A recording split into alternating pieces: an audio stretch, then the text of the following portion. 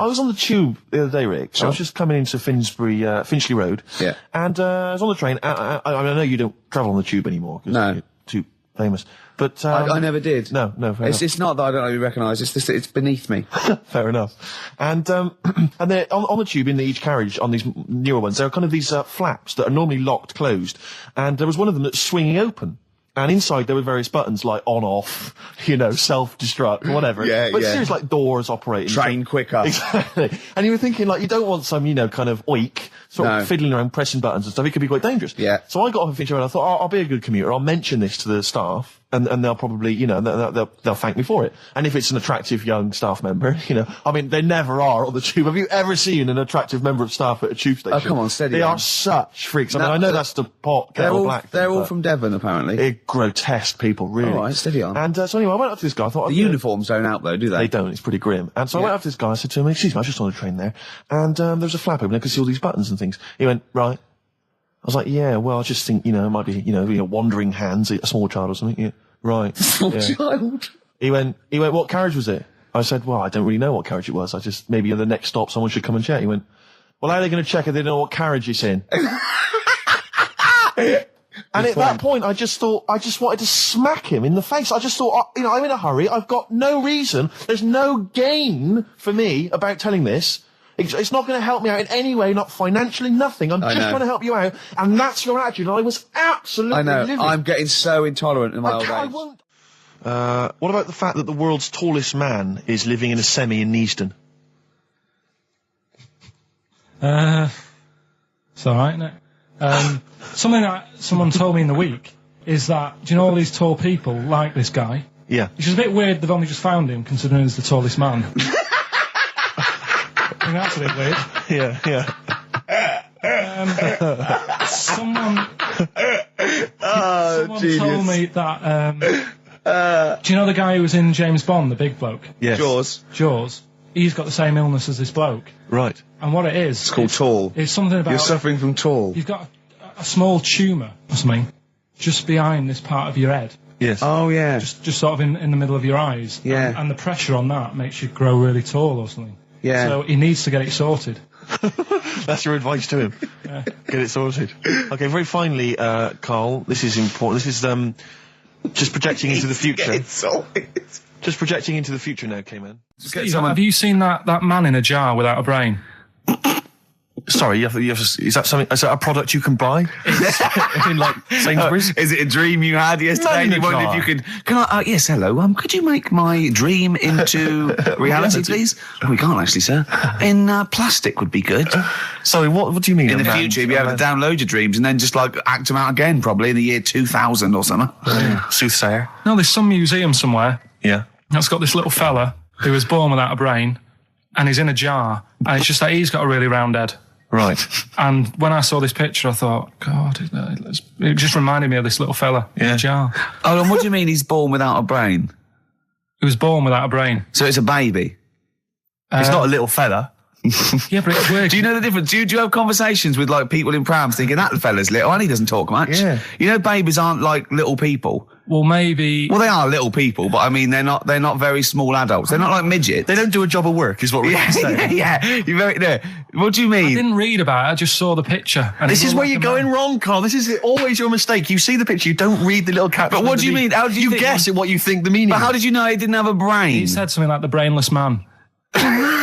Yeah, but people say that about you. It doesn't mean you haven't got a spinal cord. I bet somebody's seen it and knows what I mean. It's a famous picture. Right, call in 08700 800 1234. Once again, you win a prize if you can tell us what Karl is talking about. Just in general. It's an ongoing competition. We're trying to find some CDs to anyone who knows what Karl is talking about. Well, we've had calls confirming that there was indeed a fetus or a stillborn child. A pickled baby. A pickled baby. No wonder it died. Born without a brain. But everyone has, pointed out that it wasn't a little fella. It certainly wasn't a little fella. No. But because it had been in the jar for a long time, I think it had aged a bit. What are you basing that on? You do carry on growing, yeah. Of course. Yeah. Well, your ears and your nose. Your ears and your nose. And your eyes don't grow, so... You could probably, I'll dig it out for you. Yeah. Imagine if like there was an experiment where they were raising a child just based on the information that we said on the radio. What kind of a person It was like would they download, be? yeah. And What kind of information would they and have? it took everything literally. Exactly. And I think, there's no irony or, it was just... They just, everything we said they assumed was fact. Everything that Karl said. And they any assumed was question it had about the world, it could only ask Karl. Exactly. And it would See, be now, this worries me because without wishing to be disrespectful in any way, Karl, you know I think you're the best man on earth. When you have a child, we could be in a situation a bit like that. Do you know? Is it a concern for you? Do you think that, like, when your son's growing up or your daughter, and they're asking you questions, you're conscious? I mean, you yourself have admitted that you have a sphere of knowledge which you are an expert on. Ask your mother. You say, ask your mother. That's good. That's great. Fair enough. That's good. And I'd play with it. I think I'd be a good dad. Yeah, I think you would. But I wouldn't be the one who's shouting at it. No. Who would you get to shout at it? Probably Windsor Davis. He'd be good, wouldn't he? You horrible little man. No, I'd tell it the rights and wrong. You don't have to be a really bright person to know the rights and wrong in the world. Yeah. No, I think you are bright, Karl. You are. And at what point in their life would you tell them about the evolution of the baguette, which you told us? Or the story of the bee. Yes. That you scored once. Or the two children. Would you ever get them to meet as maybe like that? They could be godparents. The friends you had at school. Yeah, webbed hands. the big heads and webbed They hands. weren't my friends. That weren't friends. I wish we could track them down. Oh, that'd be great. I imagine they're in a zoo. Oh, wow. Or two big a safari jars. park, yeah. Two big jars. Industrial strength jars. Oh, dear. You're like our little fella in a jar. Yeah. It's In fact, that's what we should do with you over the 3 months. Keep it in a jar. And we can have it in alternate weeks. Like step parents or whatever. Yeah, that'd be great, wouldn't it? Brilliant. Just you can. Oh, me and Steve will fight for custody. Yeah, it'll be a big jar though. You can put stuff in there. You can have it. Won't be like full of water or vinegar or whatever they do. Or You won't become pickled formaldehyde. Karl. No. It'd be like an big air chamber, and you're sat there, and it'd be like a little. What would it be, in an armchair or something? It'd be in an armchair, and we'd have stuff in there, and we'd bring your girlfriend like once a week, and she'd go. No, we put a blanket over the top so we wouldn't, see anything. But like the Big Brother household. Exactly. Yeah. Now, that's a hell of a documentary. Oh, that'd be amazing, wouldn't it? Karl in a jar. But anyway, you're starting to think that we're getting melancholy now that you're just gonna sit at home. What are you gonna do every Saturday? Dunno. Go shopping. Let's sort out a jar. We've got to do the balloons before then as well. You've got to send you up in a balloon. Maybe we can send you up in a balloon and you come straight down into a big jar. Yeah. And they put a giant cork in straight away. yeah, and there's a big cheer. I'll tell you what we could do. We could set you adrift like Robinson Crusoe, set the ball and see where you end up. If you find me, yeah. Oh, you might go to an uninhabited island or something. People are phoning in about anything space. now, Rick. Yeah. We asked them to phone in about the jar thing. Switchboard lit up. It's crazy.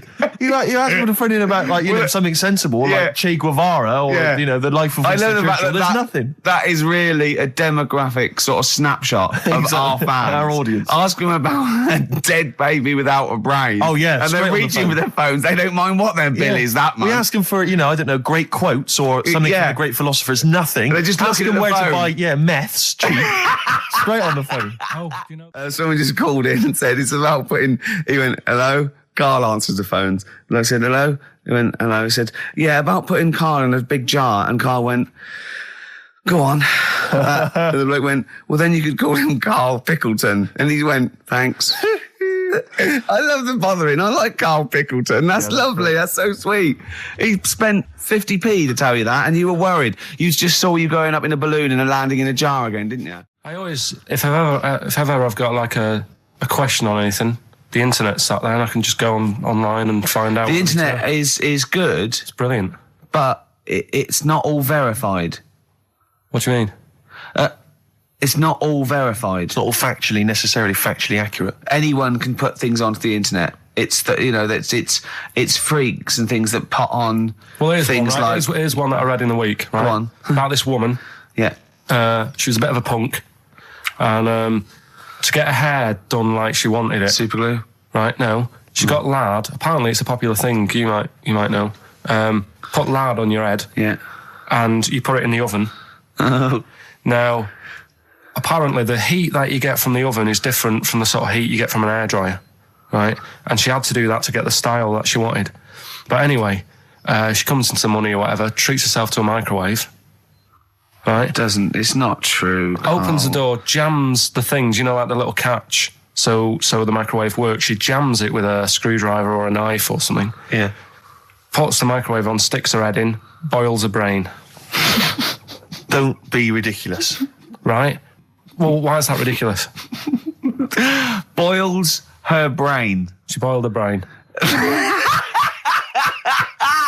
She boiled her brain. And this is what's good about the internet. I went straight from that, and there was a subject about brains. And do you know that Russell Crowe, when he dies, is given his brain to charity or something, some sort of some people who can do stuff with it. She gave hers to Pot Noodle.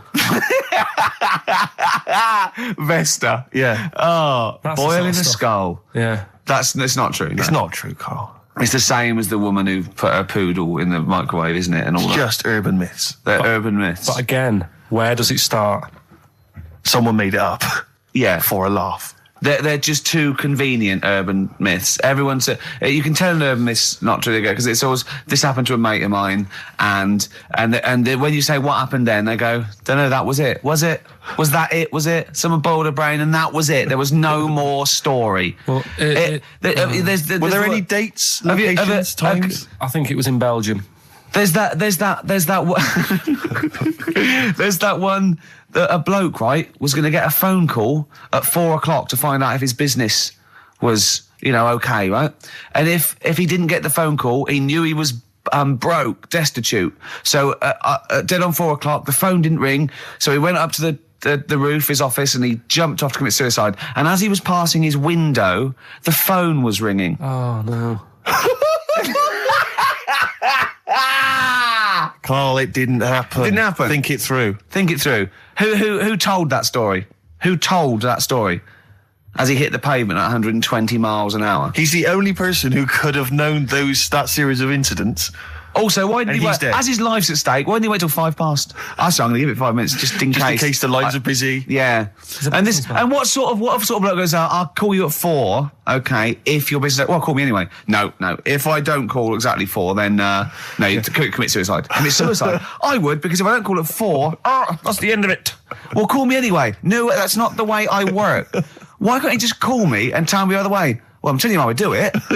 If you're bust, I don't call. Can't you just call to verify in case something goes wrong? What if it's engaged? It won't be engaged. Just commit suicide at 4, please. It didn't happen, Carl. The other one, right? A bloke, right?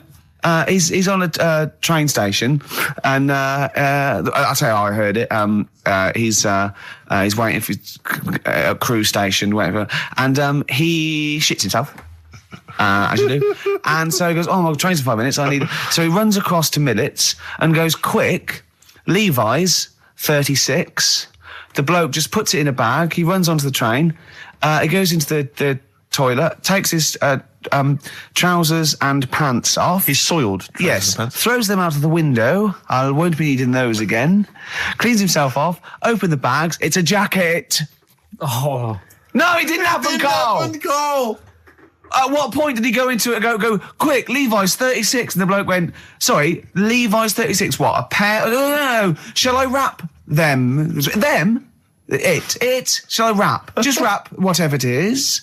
Do you want to look? No. I'm not looking when you're putting it in the bag, please. Right? 36 ways to it. Well, don't say anything. I've told you 36 Levi's. And put it in a bag and charge me for it. Yeah. I don't want to discuss it further. Yeah. There was one. Here we go. There was one about a woman whose husband died, and she had him cremated. Yeah. And made like a little egg timer out of him. Right. And she said, I did that so it can still help around the kitchen. Well, that might be true. That might be a joke. That's quite sweet. That might be true. It's a true story again. It was all. No, not again, because the ones I just told weren't. Nor is the boiling the brains in a bag curry microwave. Head story true. Yeah. They're too convenient. Will you be buried or cremated? What? Will you be buried or cremated? I don't know. By cremated. Like you, Steve? I don't know. It was out of my hands. Yeah, I haven't thought about I've it. not thought it through, and I don't care either way. Have you heard the one So about... Sorry. I'm just worried that we're getting into a macabre world now of ashes, boiled heads. I think we should play some music, let people just calm down. Levi's. Just think about some of the urban myths they've maybe heard, assess them. Maybe they are absolute bollocks. Yeah. And they can move on from it. Well, it's just that the death thing, right? Yeah. There was an argument on there about, do you know that Twilight Zone or whatever it was, Tales of the Unexpected? Oh, yeah. Where the woman got buried alive. Yeah. They were saying how, like, years ago, they'd bury people thinking they're dead. Yeah. And they've recently, like, dug coffins up. And then the people who were in the coffin weren't dead. They might have just been, like, in some sort of deep sleep or whatever. And they've lifted the lid off. Yeah. And there's scratch marks on the thing. Yeah. And that's pretty scary. And Makes you think, I mean, I hope they check these days. That's all. Karl, you went to Habitat this week, didn't you? You're not going to believe this, Steve. Go on. He told me this morning. No. Do you know I told you about those lads at school with big heads? Sure, yeah, the big head lads, yeah. Right. And the web feet. Yeah, webbed hands. Webbed hands, was it? They weren't there, were they? They weren't there, but do you know, like, Ricky was always saying, oh, they don't exist, they only went to your school, you know, la la la. It was in Habitat, there was only one sat on a sofa. Not one of the lads, but one of the... big-headed lad? A big-headed lad. What? Is that like, when you say a big-headed lad, is he like Frank Sidebottom big head? I mean, is it like... I don't know what this is why, you know, it'd be nice to... You think it's maybe a medical... Well, it'd be nice to, if there's a doctor listening. Sure. Right? Yeah. A doctor listening to XFM thinking, I must phone up and fuel Karl's obsession with the deformed. Yeah. No, but it's not really deformed. But it was how just big is the head? Probably, you see, it's weird how it's always kids who I see with it, so I'm wondering whether they have a full-size head. Right. And then when they get older, it works out all right. Like jumpers. My mum used to get me jumpers a size too big, so it'd last a year. So I'm just wondering if it's the same. So how old are these generally? Are they not like adults? They're like kids. Well, when I was at school there, I was probably about 7, and this kid on And do they have to wear Sunday. any kind of apparatus to sort of keep their head from kind of, you know, not tipping them over or sort of staying like upright? I mean, well, I'm just worried that the head's kind of too heavy for their body or something in there. No, it's not that big. Right. It's just not right. You kind of go, you sort of do a bit of a double take. Yeah. Like the fringe isn't sort of, you know, just above their eyes. It's quite high up. Sure. That sickens you, obviously. And is it something that repulses you slightly? Do you get No, that'd be cruel. No, sure. But, you know. But it's not cool to discuss it on the radio. Well, it happens, doesn't it? Sure. You know what I mean? Yeah. So, and I'd just like to know what it is. If it's like a water on the head type thing. Water on the head type thing. Like water on the knee. Yeah. But on the head. On the head. But, if anyone knows what it is. Yeah. People with big heads. Yeah, it'd be... and it's, okay. It'd be good. Good information. So what time, how are we doing? You sure it wasn't perspective? You sure he wasn't sort of leaning forward and he was really tall? So the top of the head looked quite big, but then it went to a little body, but really his body was a lot further away. No, big head. Yeah. Just a big head. Rest of his body, fine. Face, okay, everything's normal.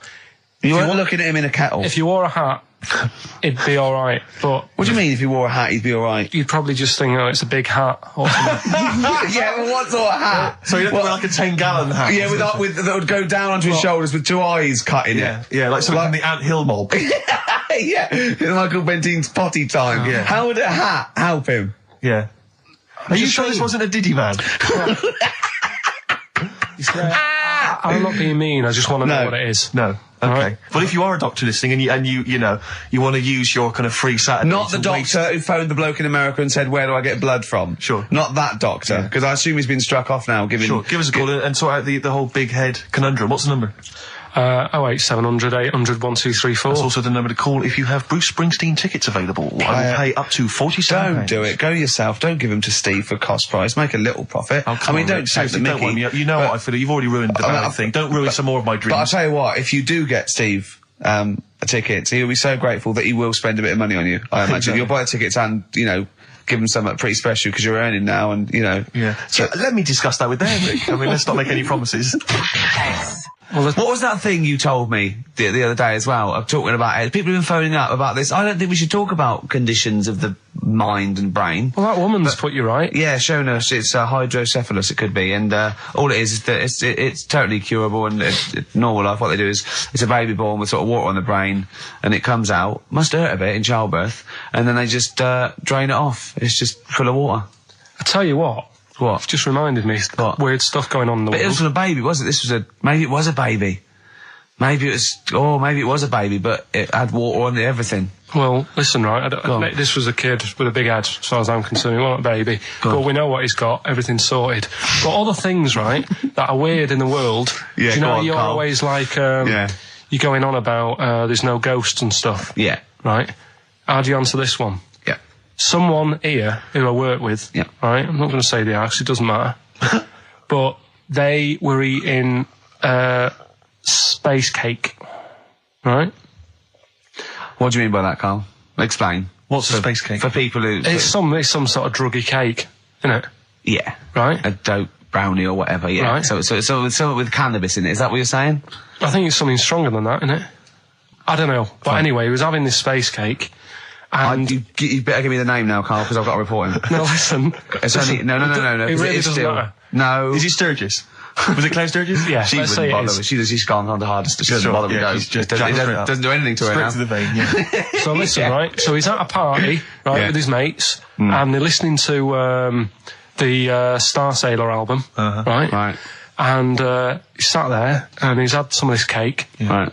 and he's listening to the album, and his mate's sat across the way talking to someone else, right? That's weird. The album's on, and he thinks to himself, this track's going on a bit. Yeah. And his mate across the way, who's talking to someone else, Heard him say it. and he goes, Yeah. yeah, isn't it? Yeah. So he goes, oh. Right. And he goes, See, usually at this point, I say this bloke taking drugs, but you started the story with this bloke no. had done some But drugs. since, Right, Rick? No, if he was here now, right, he would say, yeah, I know it sounds mental. Yeah. But it happened. And Yeah. it wasn't just a one question. It wasn't just like, oh, this track's a bit long, innit? Yeah, it is. He had a It whole was conversation. A whole conversation Sure. with the guy. And Yeah. But sorry, I just want to clarify. You mean he had the whole conversation telepathically? Yeah. Right. He didn't just shout across the room. And they've recently met up and like they've sat there and tried to like work out what happened. And it's never happened Presumably they again. didn't have to talk at all anymore. Yeah. Why did they meet up? Couldn't they just like in their own homes? Just stay at home, Do they have to have that cake before they Yeah, before start they have having to a chat. conversation? Hold on, wait a minute, lads. Why are we using our lips? Yeah. This is using way too many... Oh, take them. There you go. My only question with that is, being skeptics like Ricky and I, whenever we hear a story like that about the paranormal, the first thing we always look for is maybe some other explanation. Yeah. Maybe one vague idea. Lying. Could be lying. Chinese whisper. As I think you pointed out, there are drugs. It's often Drugs. an issue as well. Madness. Yeah. Fear. Delusion. Sleep. Yeah. You know, there are so many things you go through. I'm going to go with the drugs before your dead grandmother exactly. pops into the equation. I'm for going to me. go with the acid. Right, tell the other story that you totally believe this as a true story, don't you? The fella with the being killed. Right, do you know how the other week we were talking about some fella who had his head cut off? And he said, when my head goes into the basket, I'm going to blink a lot. See how many times I can blink. But if you remember, when Karl first told me that, it was, I think it was Simon or Nick that pointed out. He goes, no, that's not quite right, Karl. Karl told me that he had his head cut off, and when his head was in the basket, it looked up and said, count how many times I blinked. Yeah, but he believed that as well. Yeah, so he was happy. He was happy with that. Sure. Do you know what I mean? So yeah, a couple of weeks ago there was a guy, he had his head cut off, and before he had it off, he'd said, I'm going to blink to show that there's life after death. And he he did 32 blinks, Yeah, right? sure. So you two were sort of pointing that down the other Yeah, week. we were sceptical of that. So I looked again On the internet? at some other website. Yeah. And there's a guy... Sorry, it's the website, just to clarify, the website is the place where you bought that property on the moon, didn't you? Because it was a bargain. Right. So, this guy... Been gazumped. Look, we'll see who's been gazumped when this world ends. I've Yeah. got somewhere to go, Yeah. all right? And I know you'll be calling me up saying, "Oh, can I come with you?" Haven't you got like because it 2 doesn't square exist, does foot? it? No, I've got acres. You're gonna have to stand deadly still on the moon in your 2 square foot. I've got about 20 There's no acres. place for Suzanne. It'll just be you. I'm off, love. It's all those people with big heads and web feet. They've been buying it all these years. Well, listen, right. Go on. Anyway, Play a record. Tell us the story after it. We've been chatting for far Sorry, too long Carl. here. No, there's no record. Play a tune. We'll come back with What this. do you wanna What's play? this? Another ghost story? Let's play one of my favourite songs of all time. Because I'm going on holiday and getting into a lovely serene mood. Sorrento is probably from that. It's Neil Young, After the Gold Rush. Beautiful. Still to come, that competition as well. Look forward to that. Carl's quiz. Yeah. What an amazing track that Beautiful is. tune, yeah. Neil Young, Dynamite. After the Gold Rush. So go on, Carl. Sorry. Go on, Carl. So let's take us back a few steps, Carl. What's the story? right, so I did some research, right? Let's just recap again. There was a guy you read about who had his head chopped off. He was guillotined. Yeah. He had said to the people around him, Count I am going blinks. to blink once I've had my head cut off to So show the brain that life, can still... or the brain Yeah. can continue to work after Yeah. death. Okay, so yeah, we queried that. So you weren't having any of it? Well, no, possibly for a few seconds till the oxygen stops being fed to the cells because the blood has drained away. But, nothing spectacular. So Right, go on. well, along the similar sort of lines, right? This is quite a few years ago. This fella sort of upset the royal family doing something, right? So they said that this isn't good. It wasn't Ben Alton at that Jubilee thing, was it? I can't remember what it was, and they said, right, That was terrible. we're gonna cut your head off. You gotta show people like you can't be doing what you've been doing. What was this, the 1970s? When you say a couple of years ago, you mean maybe sort of... Was it the olden days when the Ages phones ago. weren't very good? Ages ago. Yeah. Ages ago, sure. So yeah, fair enough. Yeah. So Very philosophical. Yeah, imagine that when you watch news story. cut your head off. This was literally ages ago. Yeah, exactly. Yeah, go Simon on. Sharma's History of Britain. Yeah. Oh, So- and even before that, which is yonks before, when it was all mental and different. Sorry, Carl, go on. So he's having his head cut off, and he's resigned to it. it's the day before. He's kind of got it into his head now that I'm not going to have my head much longer. Sure. So he said, let's make use of this. Yeah. He said, I wonder how long like the body can stay alive without my head on it, right? So they were like, I don't know. So Who were? so The jailers? whoever he was asking. These jailers with one eye. Yeah. Get out, pal. So he said, look, No, wait a minute, I've got an interesting scientific experiment, jailer. Well, Yeah. fair enough. What is it? So he said, what I want to do, right? He said, surely it's my last right. I'm going to be dead tomorrow. Sure. So let's He do a didn't test. draw it out this long, did he? Yeah, he said, let's test this out. He said, do us a favour. He said, it's my last day. What I want you to do is, you're going to cut my head off. Let's put a white line on the floor Right. and see if, because there's no point asking how far he can sort of walk without an head if there isn't a line, because you don't know what to count. Do you know what I mean? If he loses his head and he's running around all over the place, you can't really count That's that. not impressive enough. Yeah. So they said, let's make a white line. Sure. Yeah. Who said And- this? He did or they did? I think they started to join in with him and saying, well, let's make this a... Sure. You guess it. Go on. So, They got Norris McWhirr down. The Guinness people. Oh. Yeah. so they said, let's get this white line. Yeah. And Dedication's all he needs. we'll do this tomorrow. And he said, all right, then I'll see you in the morning. So we go- I'll see you in the morning. Night, night. Sleep tight. Bye-bye. I love the fact that Carl knows exactly what was said. Oh, that's beautiful. Yeah, he doesn't know the story Yeah. or what order it is in Yeah, or when but it he knows was. exactly what or was who said. said what, but he knows the intricacies. All right then, see you in the morning. Bye, little kissy, kissy, kissy. Oh, I'm not like that. Oh, you joker. Don't let the bed bugs bite. Yeah, anyway. So he gets up. Do you want a paper tomorrow? No, I'm all right. Go on. He gets up and they say, right, today's the day and that. And he said, well, I've got used to the idea. So here's a white line for you. I'm used to the idea. Go on. So they go, right, you ready then? And he said, I go on. And they cut his head off. And the body walked 32 steps without a head. Wow. 32 steps. Incredible. And that's the lesson, really. Did it get as far as it walked along the white line, did it? Yeah, it stayed along the white line, did 32 steps, and then started to stumble a bit, and it just fell over. yeah. But, it was a test that your body can still keep alive for a little bit Yeah. when you've lost your head. Absolute twaddle. Absolute twaddle. What do you reckon you can do then without an head? How many steps? Nothing. There'd be muscular spasm, right? Yeah. It would twitch a bit. It would, yeah. You could not distinctly take 32 steps. The body... Well, don't... Yeah. Is the doctor still on the line? Yeah. The fella that bought 6 parrots. Yeah. And, you know, you could have got 32 steps. Right, so you don't Beheaded believe man that. doing a bit of line dancing. Right, you don't believe that, but something that you do believe is that a cockroach can live a week without an head. It can. Slightly different kettle of fish there. Why? Wow, insect to human is what I'm thinking. Yeah, That but difference. there's not that much difference in Well, of some course there insects. is. Do you know that a snake has a heart and lungs and kidneys and stuff? Go on. No, well, I'm just saying. So? You're making out as if like they're a totally different like being. Species. I am making that up. I mean, call me Rick, old-fashioned. Do you know what you're talking about, mate? I don't want you embarrassing yourself, Rick. Yeah, I am suggesting they're totally different beings. Yeah, that is. Yeah.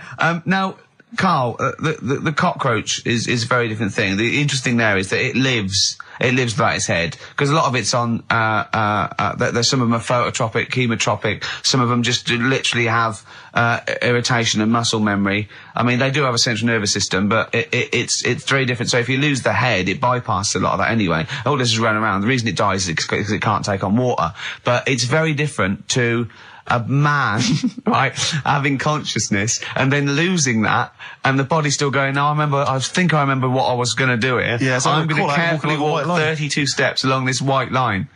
Imagine you just looking down going, oh, missed a bit. Yeah. Maybe the head was in the corner going, left, Yeah. left, left. Oh, he's now, ooh.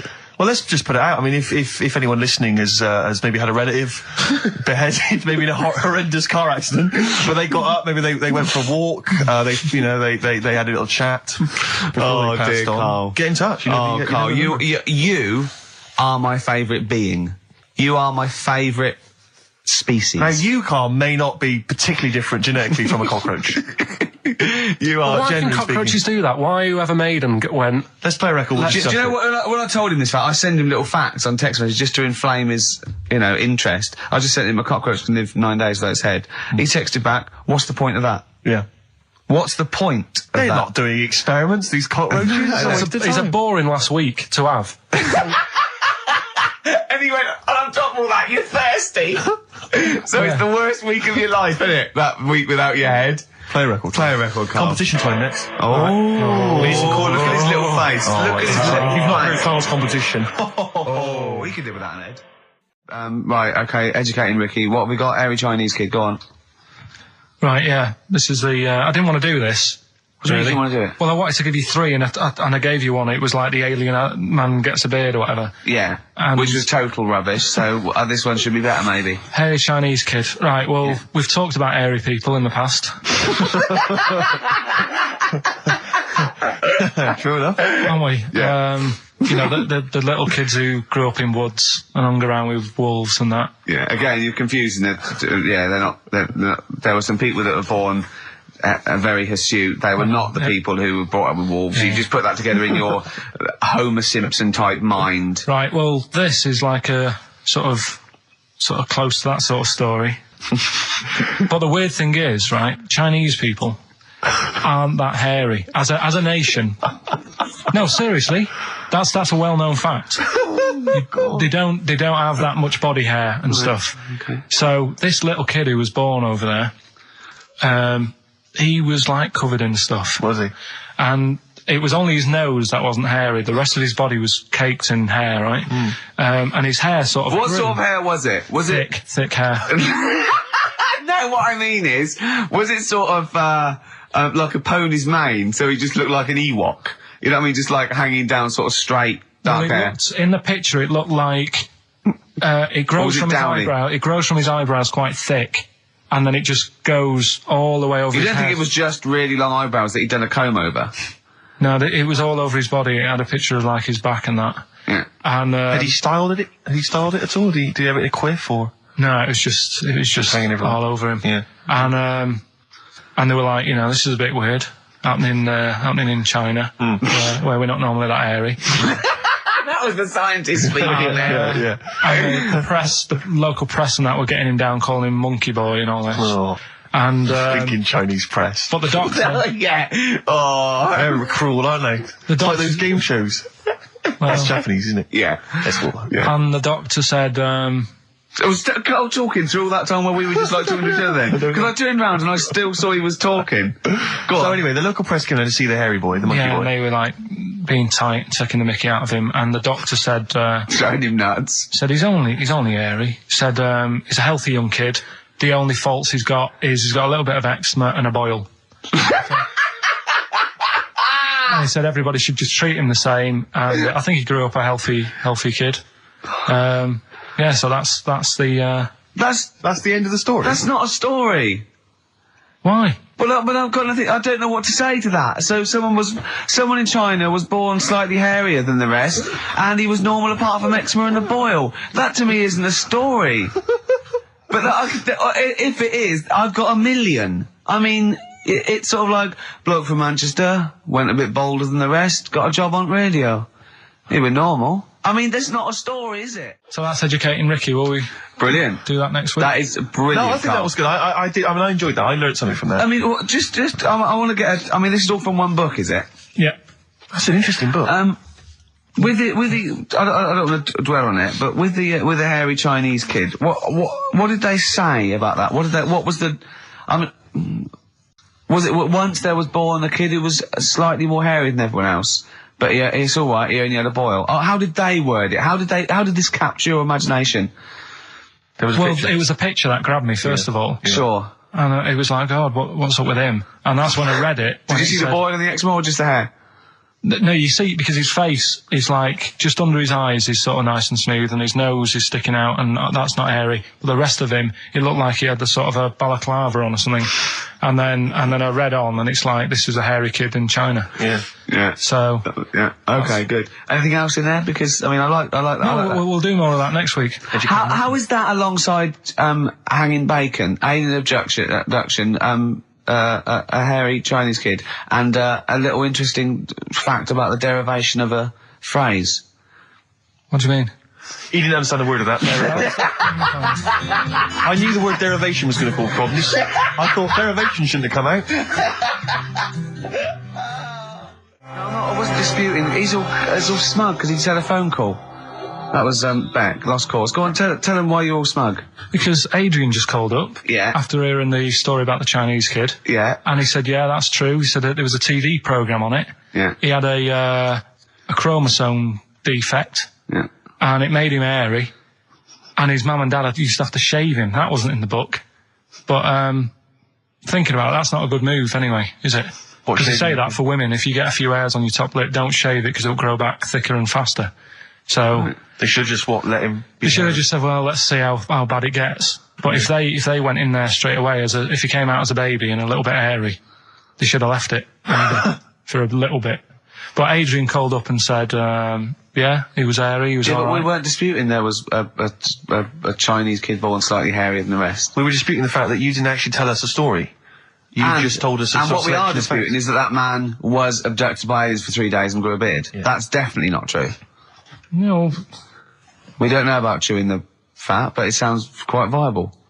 Yeah. You see, the difference is between me and Steve and you is that what we believe isn't random. Well, anyway, listen, a good friend of ours, Ross Noble, he gave me this picture, Carl, which he's got from a magazine. He loves you. He And I have to say, I think this...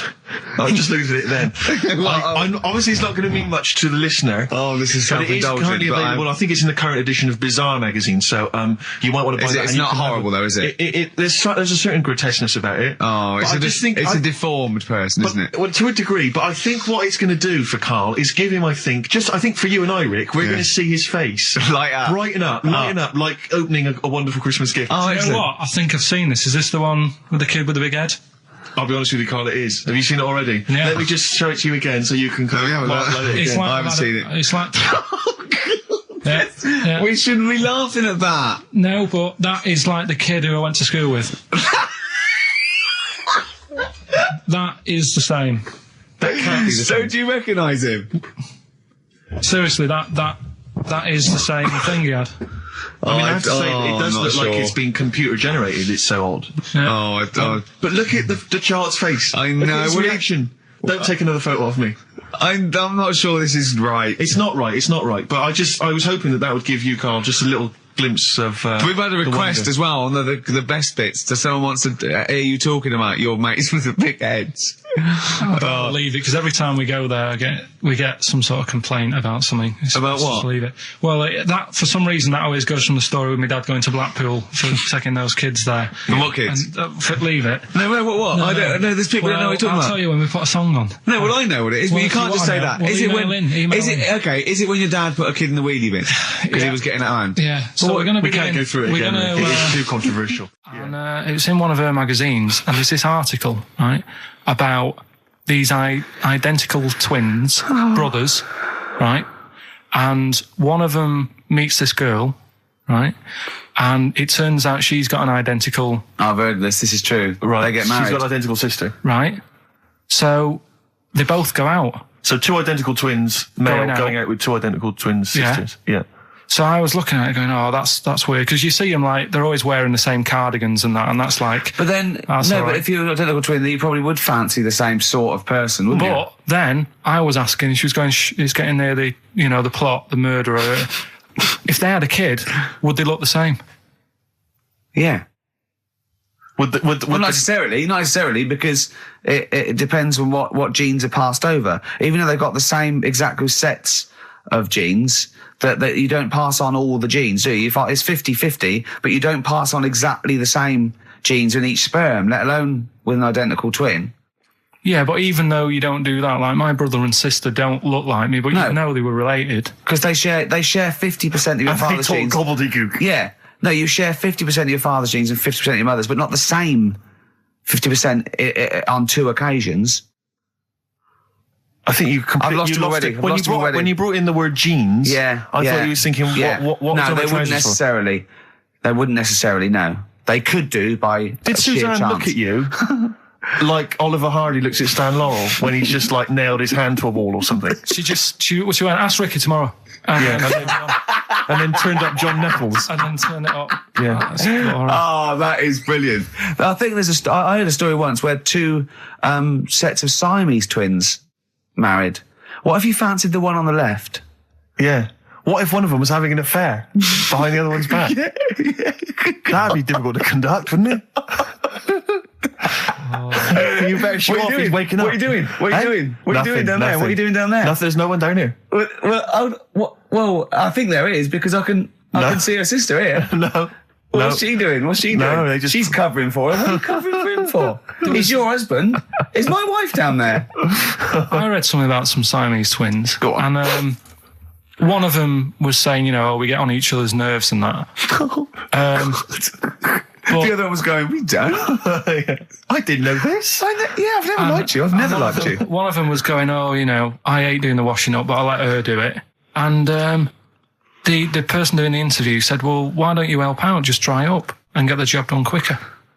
And she was like, no, I can't stand it. I prefer just to hang around there and wait for the other girl to do the washing up on her own rather than help and get the job done. Sure. Just selfish. Well, there was one set of Siamese twins. One had a job and the other one didn't. That's ludicrous. Yeah. The other one was unemployed. The other one had a job. She had to go to work. She had to get up at 6 o'clock on her day I'm off. supporting you, literally. Yeah. Then they get done off the social for sort of... Yeah, because everyone was signing on. Are you living together? We're not. Like, that got a load of attention in the press, but the Trisha programme got nothing. Okay. Which, I know, was that? Steve called me up in the week, right?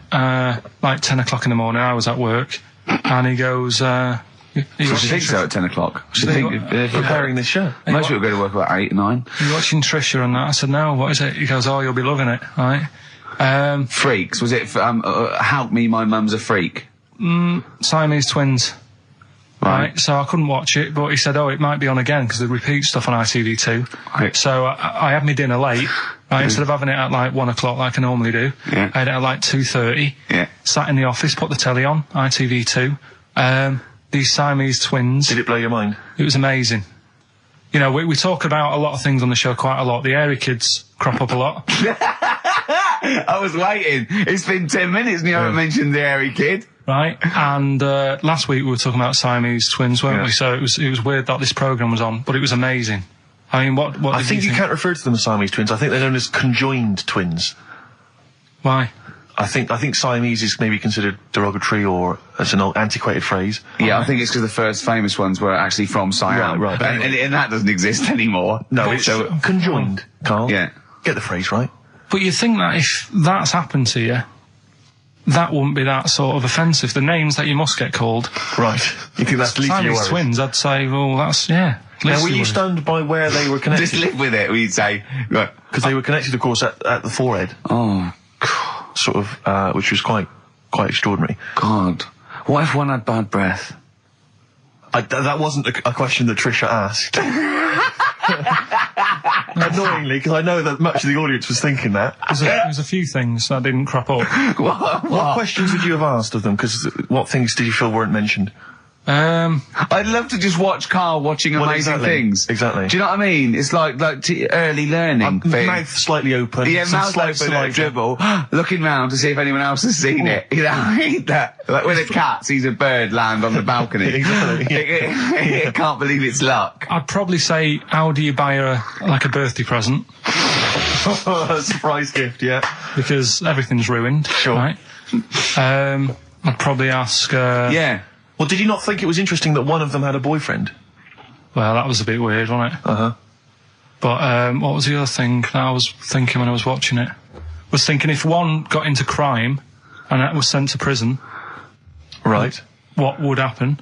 How would you handle that? It's brilliant. It is brilliant. If a chimp could talk. And what was the other one? The other thing was, what did he talk about? Because it's not as if you can say, oh, guess what I did today? Do you know what I mean? Yeah.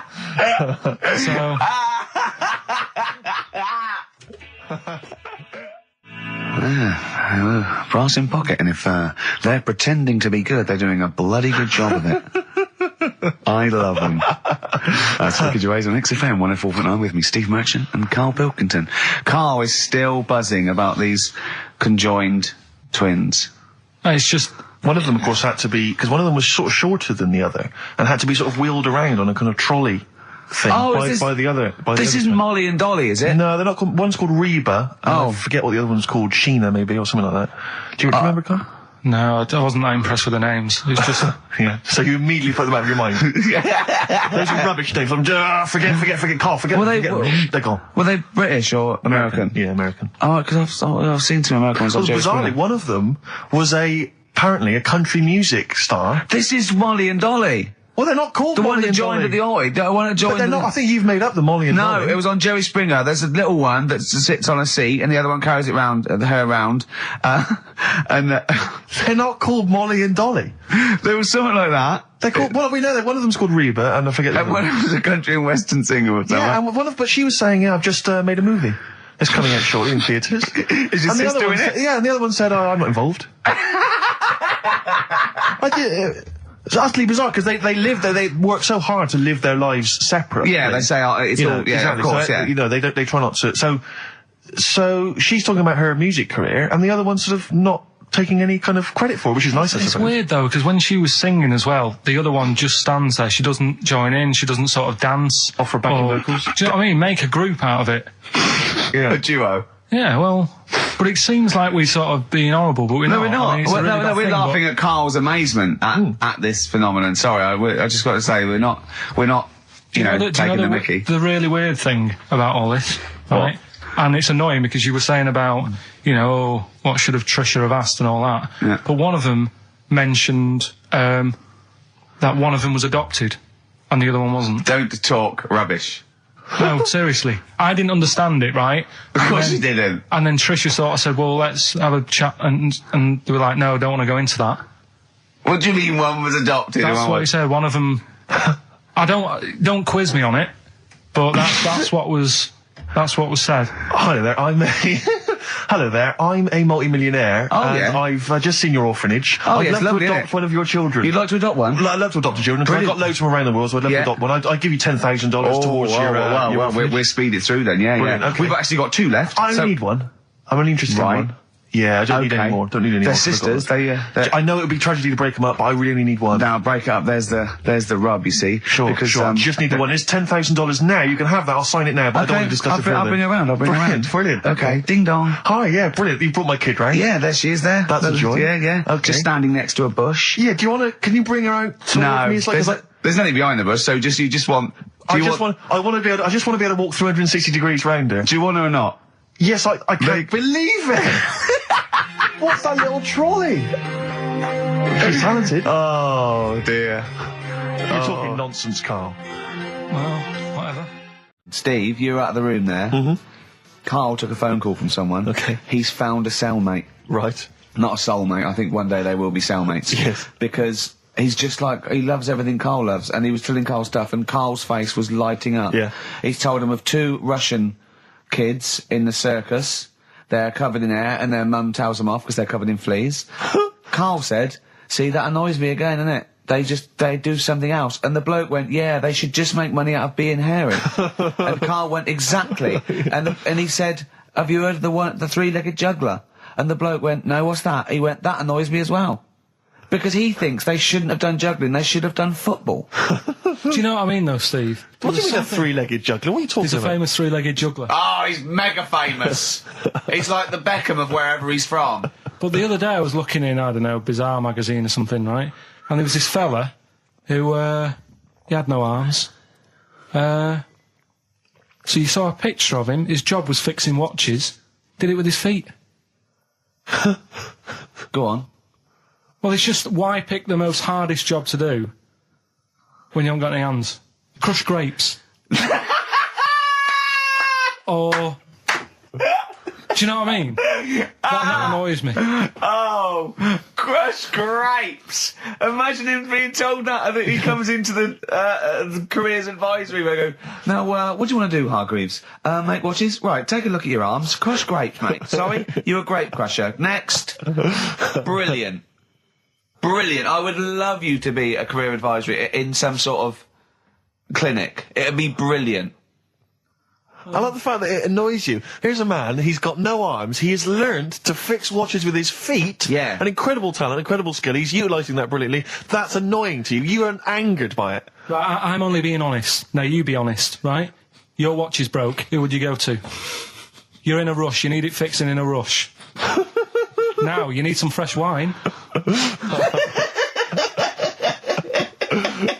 Be honest. Oh, you're amazing. But what's this thing that you've been talking about, this video? Freaks, right. It was a thing that was banned for like 50 years. I think it's been taken off again, but I don't know why, if it's just been deleted, right?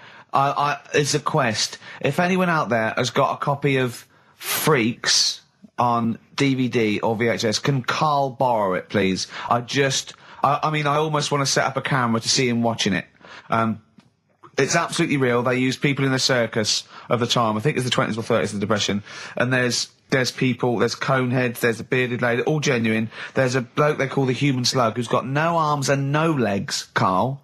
And he's just there, and he rolls a cigarette and lights it with his mouth.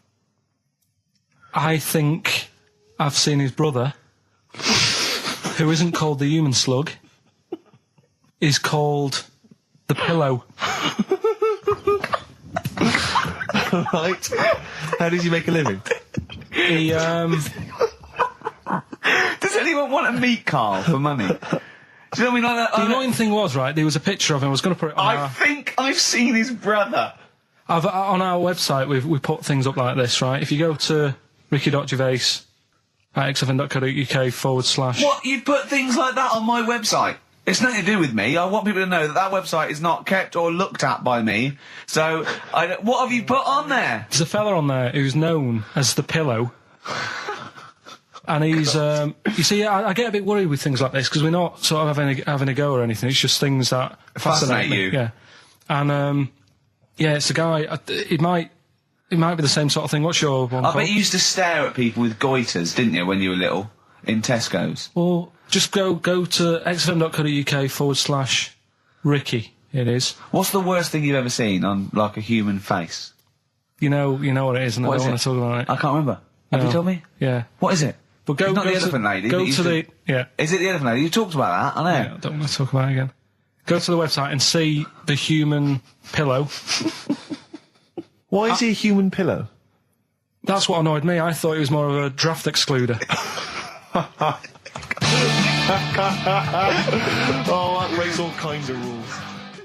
Buzzcocks, harmony in my head. Now, things are flying here at XFM. People have called in. There is a video of Freaks on the way. Carl's going to see that within the week. That's exciting. That is exciting for me. Do you know what I mean? About our education of Karl. We started off trying to teach him about science and history, and now we just find that he likes pictures of hairy Chinese kids and Who women. doesn't? Who doesn't? No, true. You've got a theory about pictures of freaks, haven't you?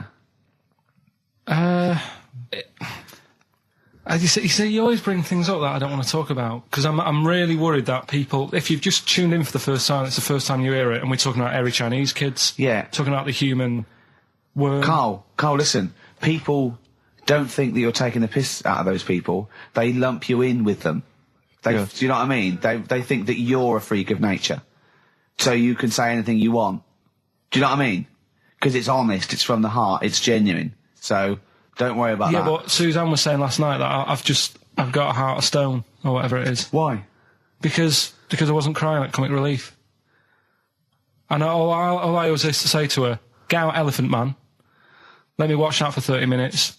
I'll be crying my heart out. Why? Why do you care about that but not... Because it's that is more real, isn't it, right? Think of John Merrick. Sorry. What, the film starring John Hurt is more real than footage of starving people in Africa? No, but what I'm saying is, think about... See, this is why I didn't want to bring it up, because people are going to just say... Well, you're allowed to cry at what you like. People can't have you for not crying at someone and crying at someone else. Imagine that, like, if you've seen the film, you know, his head's all, you know, messed up and that. Yeah. He's getting picked on all the time. Yeah. By Michael Elphick, I remember. Yeah. It's just really, really sad. Whereas, you know, we're trying to help But out you give him a bun people. and he forgets it. Do you know what I mean, though? He never forgets, Rick.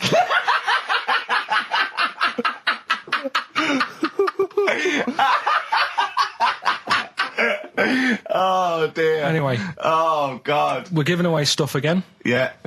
Time Tell for me the your film. theory about freaks who have their picture taken. No, I'd leave it. No, can I tell we'll you? do it next week, then. Can I tell you what this Go is? on, quickly, what is it? Right, when he sees a little picture, like in these books he's got, he carries round those things, right? And there's like a fella with a little head with some like able-bodied people. He goes, the only reason they got to take that picture, right, was so they could show their mates, say, look at me, the little fella with a little head. That's his theory. Yeah. That every picture of a freak, they're being... Right, Steve, let me describe the picture to you. This little fella with a little head, Right. playing on the piano. I've seen it. All his family stood around, and mates and that. When have you ever seen a picture of someone playing the piano and everybody wants to be in on it? Doesn't happen. Maybe it was one of those kind of Christmas cards they It sent out to wasn't, everyone. it wasn't. You could see one of them was like in a rush to go away. He was probably planned to go out, and he was like, but they were taking a picture. It's, I'll be in it then before I go out. And it was all, he's out of order. Yeah. If you say, do you know the one I do know what you mean, yeah. There you go, What about the one in the, when you went down to Cornwall, in that little We'll talk pub? about that next week. What, you want to get on, do you? Yeah, right. Right. Now, we got people to send in, a little thing for you last week, didn't we? The film Freaks. You got a few sent in. You watched it, did you? Yeah. Now, I should just point out that the film Freaks, for those that don't know, was a movie that was released, I think, it was originally made in about 1932, something like that, and then it was delayed. It was banned for many years, because it did, in actual fact, feature, for want of a better phrase, real-life freaks. Yeah. Bearded ladies being one of the more kind of familiar There's ones. a guy And without arms and legs. There's all sorts. And it was actually it's quite a tender film, isn't it? And actually portrays them as a kind of dysfunctional family. It's not exploitative in that sense, but what do you make of it, Karl? Well, you were watching it for the freaks, weren't you? Yeah. I mean, I wish it does take a while to get onto it. What do you mean? Well, straight away I was disappointed, right? Because at the start, like, you put it in, it's like, oh, brilliant.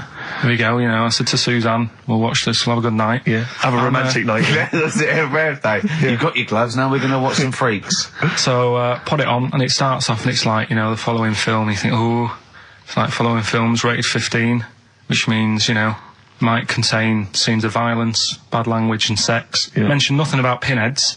Right. So I thought they missed a trick there. Yeah. To be honest. Right? So I thought, well, let's go and watch it. And what exactly is a pinhead? Oh, if you've seen it, you'd know. Okay. Right, so not the best thing in it either.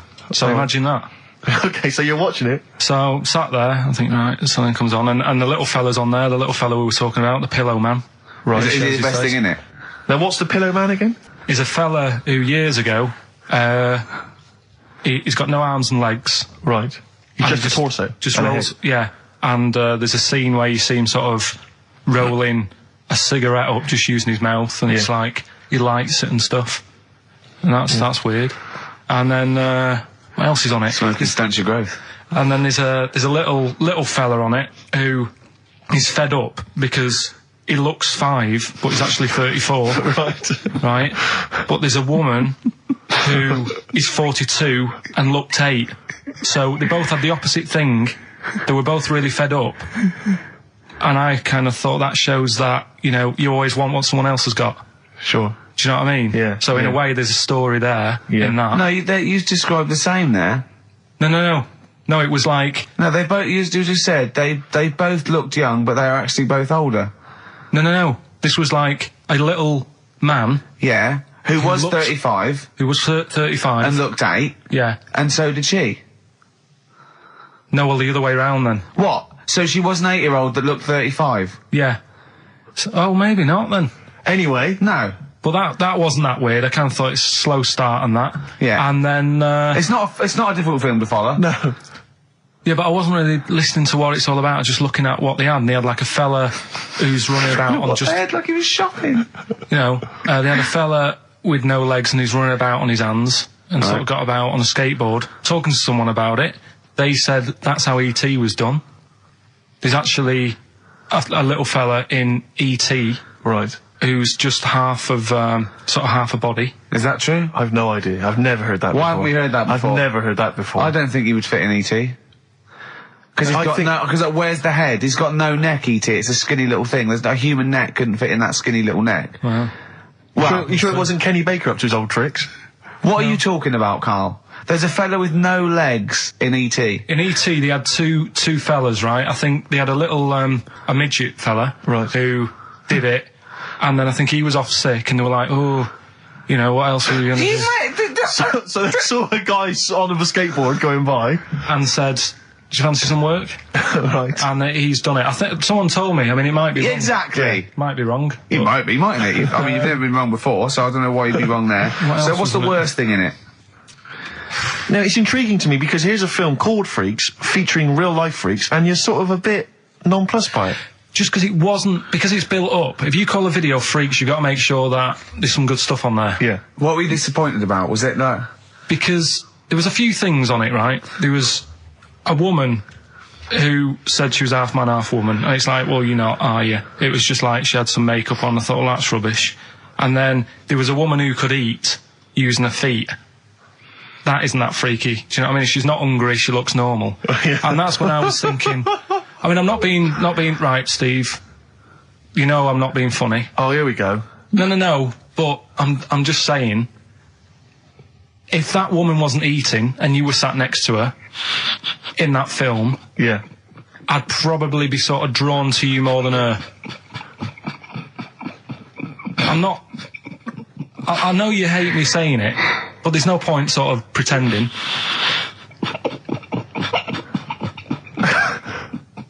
Do you know what I mean? Oi, Muttley, what are you sniggering about? That face. Well, you mean there were things in it that were less... What are you saying? I'm just saying... Play a record. Seriously, I'll slap you. I'm going to slap you live on air. Yeah, but you always get... I'm slapping you live on air, I swear to God. Alright, play a song then. He's playing a song. I'll play the song. Keep the fader up.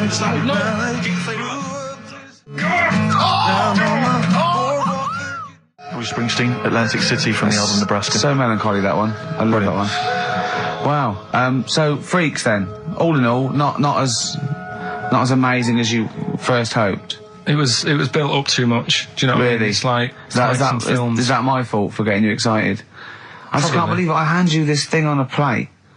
some I know, of your, and I'm not being out of order, Steve. I'm just being honest. We've always said that about this show. We only talk about stuff, being honest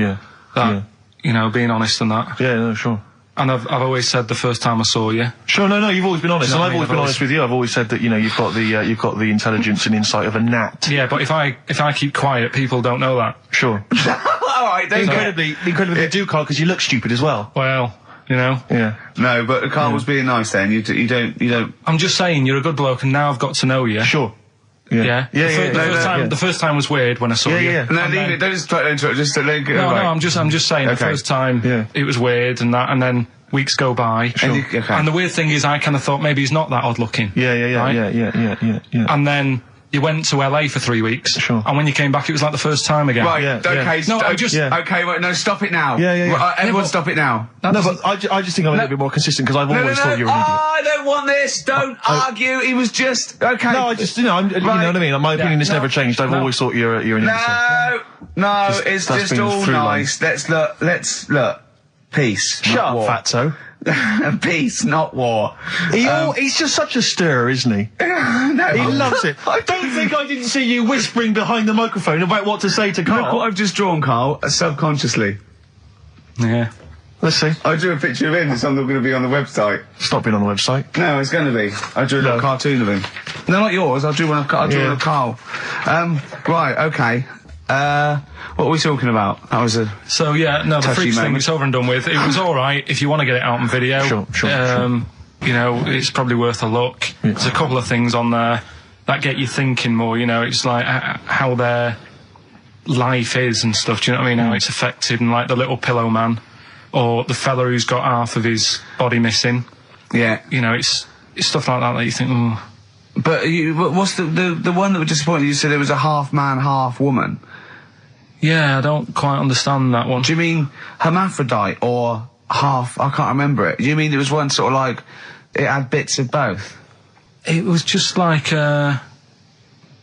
half a face done in makeup and long hair, then on the other side it had it shaved. I love the idea that you go to this circus and there's people in there that have been sort of persecuted all their life, and they think, well, maybe I can make some money, and then you boo them because they're not freakish enough. I love the idea they go, boo, you're not freakish enough, boo. Oh, you've got bits of legs, boo. You know what I mean? Yeah.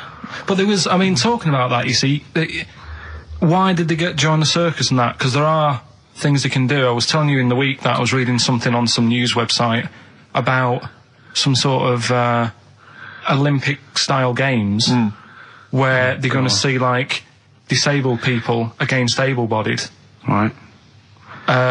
Let's be careful here, shall we? No, I'm just saying, though. Okay. Do you know what I mean? So there is other things. It doesn't mean just because you haven't got legs you can't do other stuff. Yeah. And in this race, there's, like, disabled people who are beating able-bodied people. Yeah.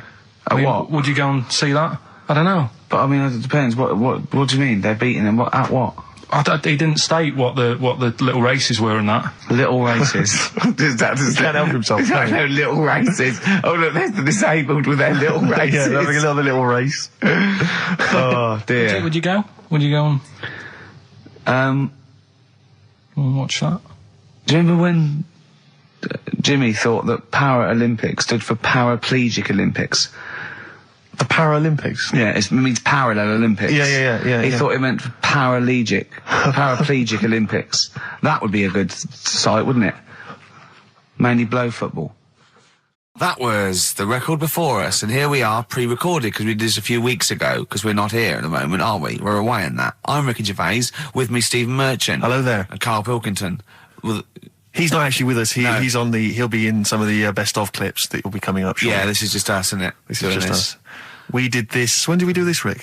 A couple of weeks back. Hold on, what is it? It's the 27th today. Yeah. I enjoyed Christmas. I loved Christmas. I loved Christmas. I had a great time. What did you get? Loads of presents. So did and I. I'm glad they made it to number one. I'm really glad. Stroke, he, she. Yeah, I'm really glad that the pop idols, Cliff Richard, Westlife, made it to number one. Bo Selector.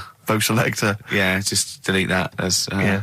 Okay, well, we're going to play some of the best of, some of the greatest moments of the last 3 weeks. Yeah. Ever heard on XFM 104.9. What about this? Do you remember this one? Oh, which one is it? All right, so here's the first bit.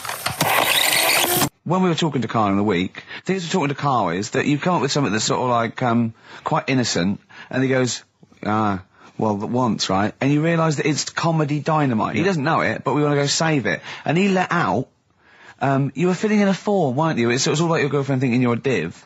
And it's happened before, isn't it? Because she came home and you'd filled out a form to get a job once, hadn't you? Yeah. What was that for? Granada Telly. And on it... Well, let Karl explain. Yeah. You see, this is what annoys me with job applications, because rather than just saying, do you want the job and what can you bring to this business? Yeah. Do you want the job is a good one. Because the thing is... That's sort of the one for the boys. No, listen, right? Because if they say no, I don't think they want the job. Yeah, but listen. Go on. I mean, I presume with what you do, you have to take people on and stuff. What, in a fight, you mean? You know what I mean? Yeah. And I think it's more important that you're willing to graft and put the hours in. Sure. Than say that, you know, you did well at school. Yes. Sure. Because if I wanted to, I could have done well at school. Of course. I just didn't want to. Yeah. So where's this going? So you had the application form. So when it came to the qualifications bit and that, I couldn't fill them in because I didn't have any qualifications. And it was also asking about your languages. And I put down English quite good. English quite good. And his girlfriend came over and seen the form that he'd sent off. This was a copy of it. Yeah. And so she went, oh, you know what I mean? So that's what started, you know, the disappointment. So they're going to get that and think that you're not English. I don't think I've got it. It was ages ago. Right. How long ago was it? Oh, well, it was when I was still in Manchester, so 5 years ago. I don't think you've got to know. No, I think you'd... There could be a long list. I mean, there's probably a lot of admin problems in that organisation, but they probably... But what I meant by it is that you know, I can speak English, but I don't know all these long words that people use all the time. Yeah. Oh, God. Oh, can I just tell this quickly? In the week, I'm talking to you now, the listener. Usually I don't. Yeah. Karl said, about embarrassing him on air and that, and he's worried about his education, and he was worried about not knowing long words. Like, we come up with any long words. And he said, no, I was scared, you were going to ask me something about, someone, and he's a Eastern European leader. His surname is Milosevic. And Karl said, so I learnt it this week, and learnt it so you can't catch me out in case you start. I said, what? And he said, he thought about it, and he went, Flobodan Milosevic. Got the surname right, though, didn't he? So what's his name? Right? What's his name? That's how Bill and Ben would address this leader. How would they have said it? Flobodan Milosevic. What's his name?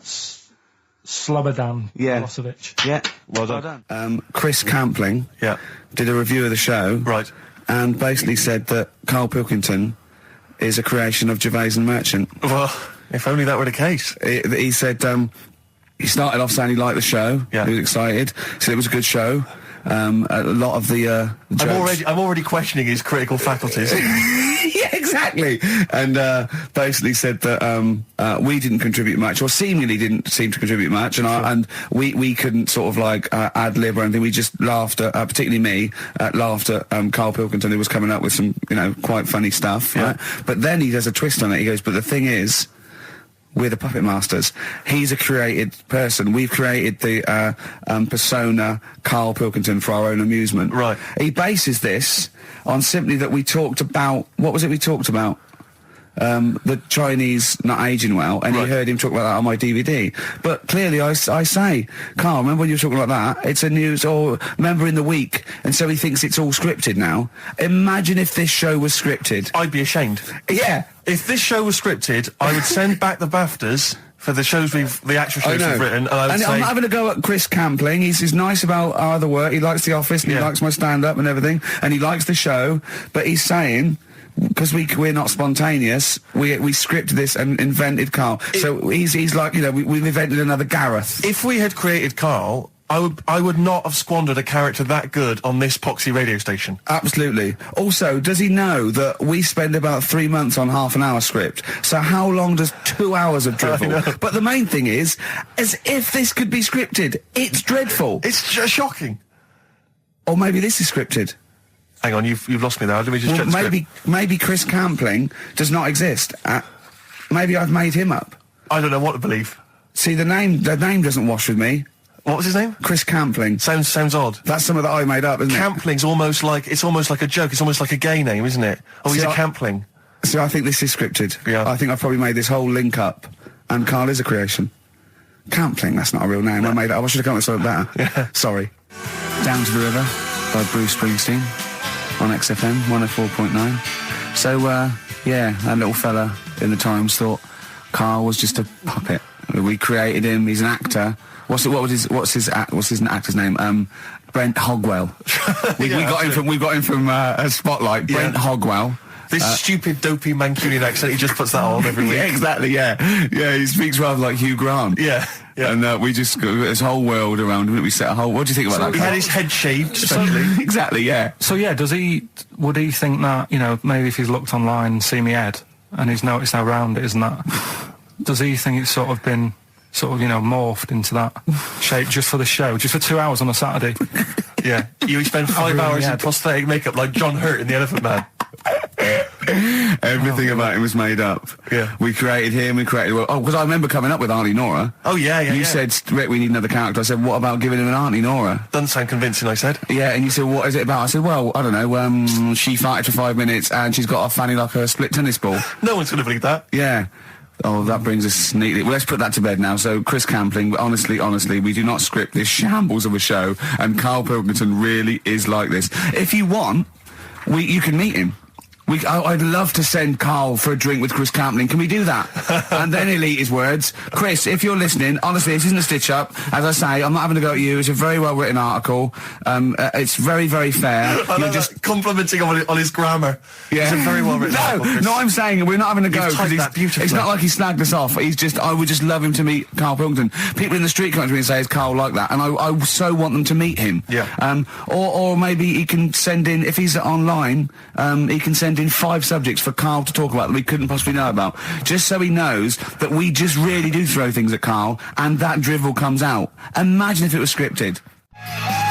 What?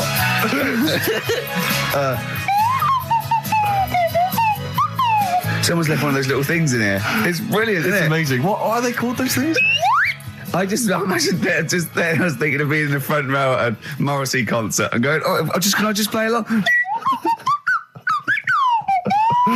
They are brilliant. I don't know what kind of sound that is. I don't know. It's only used for when Kenneth Williams sees someone undressing. Yeah. That's the only time that is used, that noise. Exactly. That is brilliant. But it's like it was specially created for the Carry On films. Yeah, we need... I don't know what it is, but we need something when I walk in and see someone changing. Well, what about this? There is a Light That Never Goes Out by the Smiths. I phoned Karl up in the week, and I said, what are you doing? He went, well, even though it's one of my days off, I'm just doing some research on the web. I found anything that said, I'm doing science. And then he said, you can get wigs for dogs in Tokyo. That's his scientific fact. And I went, what do you mean? Dogs, if they need a wig? I said, if they need a wig, what? Dogs going bald? And he went, like, this is fine to him. He went, it's a stressful city, Tokyo. The world's all right with Karl. He's always got an explanation. I've only ever seen him confused once. When in Edinburgh, he looked out of his window one day and he saw a bloke putting a parking ticket on some rubbish. Yeah. And that genuinely confused him. Yeah. He couldn't work out, could you? It's a bit weird, isn't it? And the woman breastfeeding her 8-year-old child, you didn't like, did you? I don't like that. But the what's the name? Animals with wigs. I kind of thought, after I put the phone down to you, I kind of thought about it. Thought, yeah, it's a bit daft, that. Are you sure he's not the ageing pop group? No, the Animals. But when you think, have you ever seen like a bald pet? No. It's weird. What do you mean? Because my mum, we had a cat. We used to get through loads of cats because we lived on a. Oh God! It started early today, isn't it? What do you mean? It's only 10 past 1. What are you doing? Running a restaurant? We lived on. Oh God! What do you mean? No, we lived on like a main road. Oh yeah. Right? So we used to get through a lot of them. My dad kept saying, risk. Stop wasting money. It's not. Stop wasting money, not wasting cats. Right. So anyway, we had this cat that was ill all the time, and it's just bag of nerves, probably. Yeah, malingerer. Yeah, I'm terrified. I'm going to which house? Rome. Oh God, bloody hell, Rome. Don't let me go to the Pilkingtons. And it, for some reason, it kept being sick all the time. Right? Yeah, that is nerves. That's definitely nerves. So my mum kind of thought, I've had enough of this, and she shaved it. Whoa. Whoa. Now, I know you're not vets in your family, but what correlation did your mum think there was between you being sick and shaving it? Because it kept being sick and it was a pain to wash because it kept getting So caught she up. wanted a dry wipe cat. So Why didn't she just varnish it? What? it's weird. It's weird. Though. So now he's cold and sick. No, but not all of it. She left sort of the back half, but sort of from its waist, sort of. I love that. Shave it because it's sick on itself.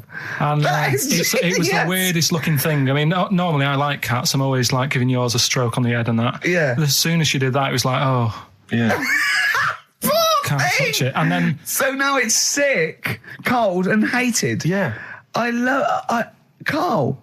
It must have. I mean, the other cats must have been taking the mick out of it constantly. It's just making things worse. Did it get? I'm hoping that it got run over and was put out of its misery. no, I think it got all right, that one.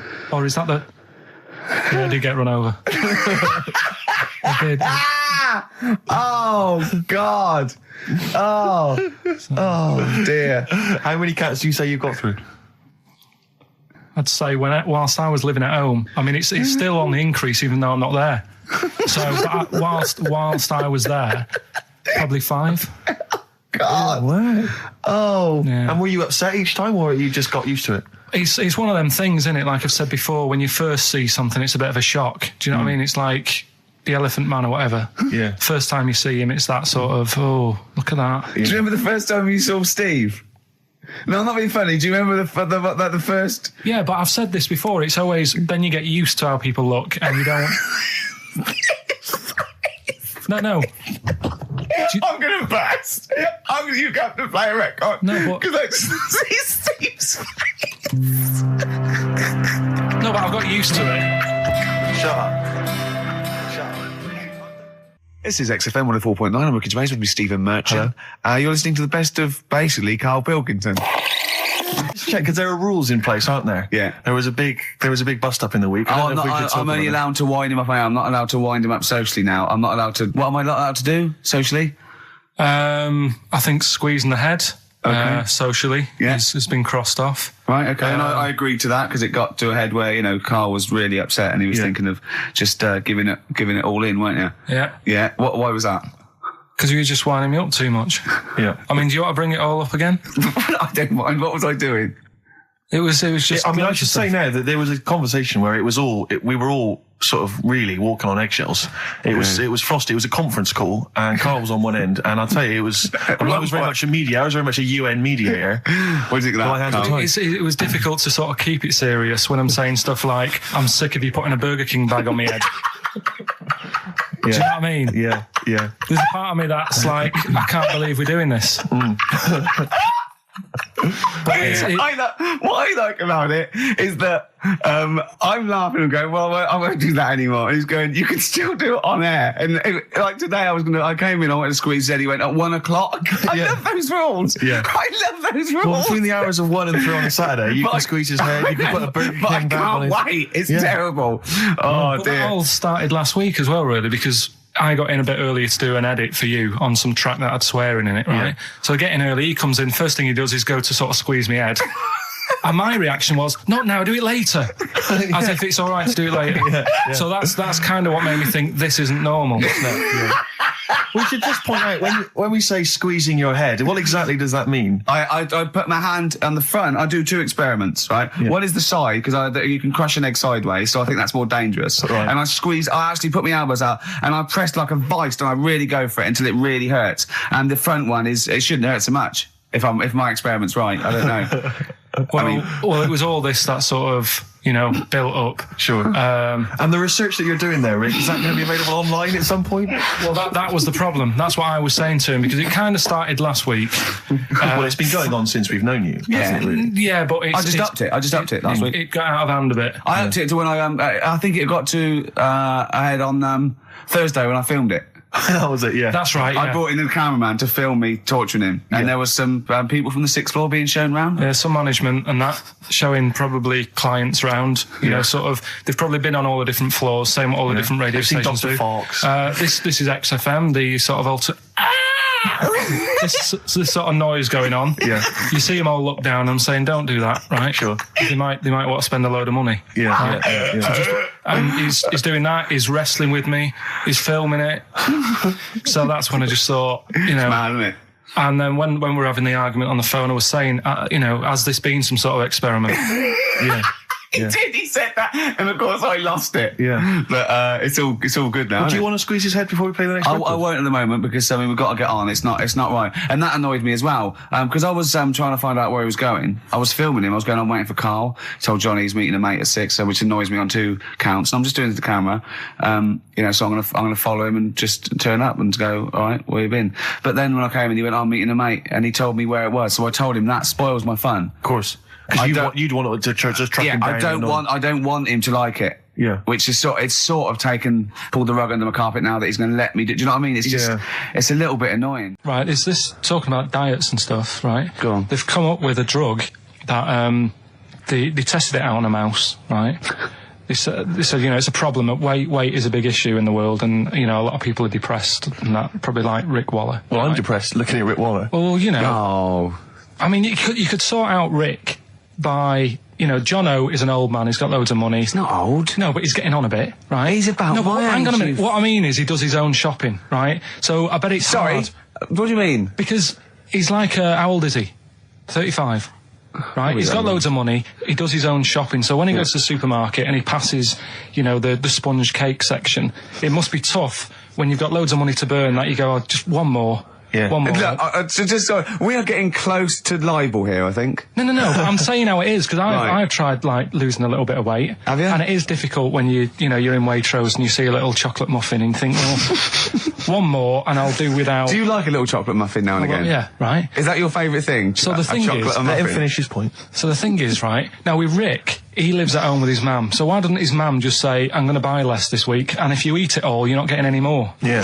That's sort that. Does he live Short, with his mum? sharp shot. I bet he does. So you don't actually know if this is true or not. No, but anyway, right? So this drug they've come up with. They've tested this on mice, haven't they? They've tested No, I'm worried if they haven't tested it on mice. Thank God for that. It's definitely been tested on mice. Definitely. They fed a mouse a load of cake. Yeah. Right? And it went a little bit chubby, and he said, "Right, stop a minute." And then they gave it this drug that makes you lose weight. Yeah. And its weight went down, but the only bad side effect was its eyes were popping out. Well, that seems to be fine then. Let's give it to Jono. There doesn't seem to be any problem. Oh, Rick should get some of that. Yes, Struth, Doc, look at these. Oh, Jesus, Jono, your eyes are popping out. That happened to the mice. Sorry? That happened to the mice. But what do you mean? That's the option. What do you mean that's the option? So I love the fact that your choice is either be like a fat, happy man who has the odd sponge cake, or a stick man with eyes on stalks. I mean, Steve's chosen that. All right, calm down. Sorry, I thought we were mate. slagging off Rick Waller and Sorry, fat mate. people. Sorry, Let's mate. have a go at the fat people before we start on me, Rick. Yeah, no, I didn't. I forgot. I mean, it's like... Yeah. Because I got some issues, and body issues. I know. But Rick Waller's grotesque, Yeah, sorry about I'm that. just a little bit weird. I mean, do you know what I mean? Yeah, should we play a song? And Well, I'm just a little bit offended. That's upsetting. Karl, have you ever logged on to Friends Reunited? It was the site that everyone was talking about last year. No. Are you aware of the concept? I've heard about it, but there's no one from school who'd want to see it again, really. So basically, for those that don't know, you have to log on to his website, and then it helps you track down your old schoolmates if they've also logged on and stuff. And we took the liberty, really, of looking on the Friends Reunited site and typing in your school and trying to track down any of your old mates. We didn't get in touch with any of them, don't worry. We didn't do that. We're not going to surprise you with them now. No. But I was just interested to know, some of your thoughts on some of the names that I could run past you. I mean, these are people from your year. Just tell me if you recognise the names. Sarah Morris? God, yeah. Remember her? Go on, you're grinning. What's the thought? Go on. No, just, she was alright. She was a popular one. What does that mean? She was nice. Yeah. Okay. Okay, what about Darren Buckley? He was one of my best mates. Was he really? Yeah. Seriously? Yeah. What do you reckon he's doing now? Do you still keep in touch? When my mum and dad were still in Manchester and they had a bookie shop, he used to go in because the bookies was next door. I know the way you paint a picture. If you did this in your history exam, Karl, you will walk it. Go on. So your parents had a butty shop. There was a bookies next door. Yeah, and he liked having a bit of a gamble, so he used to I think he works for some insurance company. Do you think that his fiancée Beth knows he's got a gambling problem? Or that his 2-year-old son Lewis? No. Yeah, they live in Cheadle Holme. Hume. Cheadle Hume. He must be doing well. 'Cause it's... He's still supporting the Blue Army and frequents the shrine on a fortnightly basis. Funny thing with him is, right, when I used to stay over at his house, and his dad was a copper, and I remember his dad came down and said, right, I want to see you two. I thought, oh God, what's happened? And got us round the table. And he said, do you know much about drugs? So we were like, what's all this about? So he goes, you know, they're not good for anyone, you know, the stupid thing to get into. And we're like, yeah, we know. And he went, you know, do you? We said, yeah. He said, what's this then? And he'd found something in his bedroom, and it was a Skittle. What, the sweet? Do you know little sweets with the S on it? And Oh, really? Drugs. Yeah. So he said, well, yeah, it's a Skittle. Yeah, I know what it is. Oh, he was bluffing like that as a slang word. Yeah, he thought because he was a copper, he probably had to be down with all the terms and that. So we said, oh, it's a Skittle. And he said, yeah, I know what it is, but what's it doing in your bedroom? Oh. It was like, no, it's a toffee. So, Darren there. Yeah, I know, it's a toffee, it's a squib, it's a, yeah. Well, do you know what happened to me on the way in? Go on. A homeless person called me a dickhead. How did he know? Do you know him? Is that what? He's like the local big issue fella. Oh, yeah. Yeah. And he knows me, he sees me walking up and down the street. Oh, that's how he knew you. Right. So normally I have a bit of a chat with him and that, and I walk past him, and you know, I can be a little bit cheeky with him because I've been cheeky with him in the past with stuff. You pinched his arse. No, just you know, saying stuff like, "God, you're always there. I mean, you got home to go to," and stuff like that. Yeah, no, just breaking the ice. Go on. He knows, and he laughed at that last time. So I thought I can be a bit cheeky, right? So he goes, "Do you want a big issue?" I said, "No." He said, come on, I've got loads of them, right? So I sort of said, when I was a kid, and I used to do a free paper around the free papers one, I said, just put them in the bin and go home, right? And he went, yeah, but how am I going to get any money doing that, you dickhead? You see, I can see his point. He is homeless and having to sell newspapers to get 50p or a quid or whatever. Yeah, and sometimes I treat him, right? And today I didn't have any money. I had a takeaway last night, and I normally give them a quid, and I felt bad not being able to do that because I didn't have any money on me last night. Right. I couldn't look him in the eye. Did you explain this to the homeless person, the traumas of the takeaway without the tip? Did you explain that, you know, you've had it hard as well? I go, look, you don't I had food delivered to my warm flat. Yeah, it was a nightmare. You don't know what that's like. You don't know what the trauma is because you can't have food delivered to your flat because you haven't got one. So please don't look at me like that. You should have said. But most people ignore him. At least I gave him a bit of acknowledgement and sort of... took the mic. Yeah. I didn't think I was. I just was being friendly. No, I know. You got to be careful with the homeless because this is true, and you know when the clocks went back recently, so you got an extra hour in bed. Yeah. And I was at Cash Point with a friend of mine, and there was a homeless person sat by the Cash Point, and you know, we were getting some money out, and she said spare some change, and my friend thought, oh, he's a bit awkward. He's just trying to make conversation with her. He went, oh, clocks go back. Extra hour in bed. Oh no. I gave her £2. I felt so bad. He didn't do it intentionally. He didn't realise what he said. Just making conversation. It's tricky making conversation with the homeless because there's so many areas you've got to avoid. You know, what was on the telly. Yeah. You know. Although I get recognised by homeless people and think, I don't know where... But you've got to remember that's very much your demographic, Rick. Yeah. You know, people who watch TV through the window of Dixon's. In Dixon's. Yeah, there was a... The Ricky Gervais as well. Yeah. Well, they can smell the alcohol on you. They think you're one of them. You're listening to the best of, basically, Karl Pilkington. Lloyd Cole. She's a girl and I'm a man. Good that, innit? On XFM, 104.9, Ricky Gervais, Steve Merchant, Karl Pilkington. As ever, Rick, there's always someone who steps in to defend Karl. Okay, what is the defence? What is the defence? Here's an email from Scott Coomer. He says, Karl is actually right. I've got an A-level in statistics and probability. It doesn't matter how long they have and how many monkeys you have. You cannot guarantee they would type the complete works of Shakespeare. Infinity makes it probable they would get it right, but not definite. Yeah. Well, yeah. Yeah. That's what I was saying. No, you weren't saying, Karl. You don't understand it. Infinity sort of sorts it out. That if they do anything, they nearly do everything, won't they? No, I mean, they'll give it a good shot. No, that's not the point. But the I'd point be is surprised if they did one page right. Right, listen, it's not to do with consciousness. It's not to do with them aiming.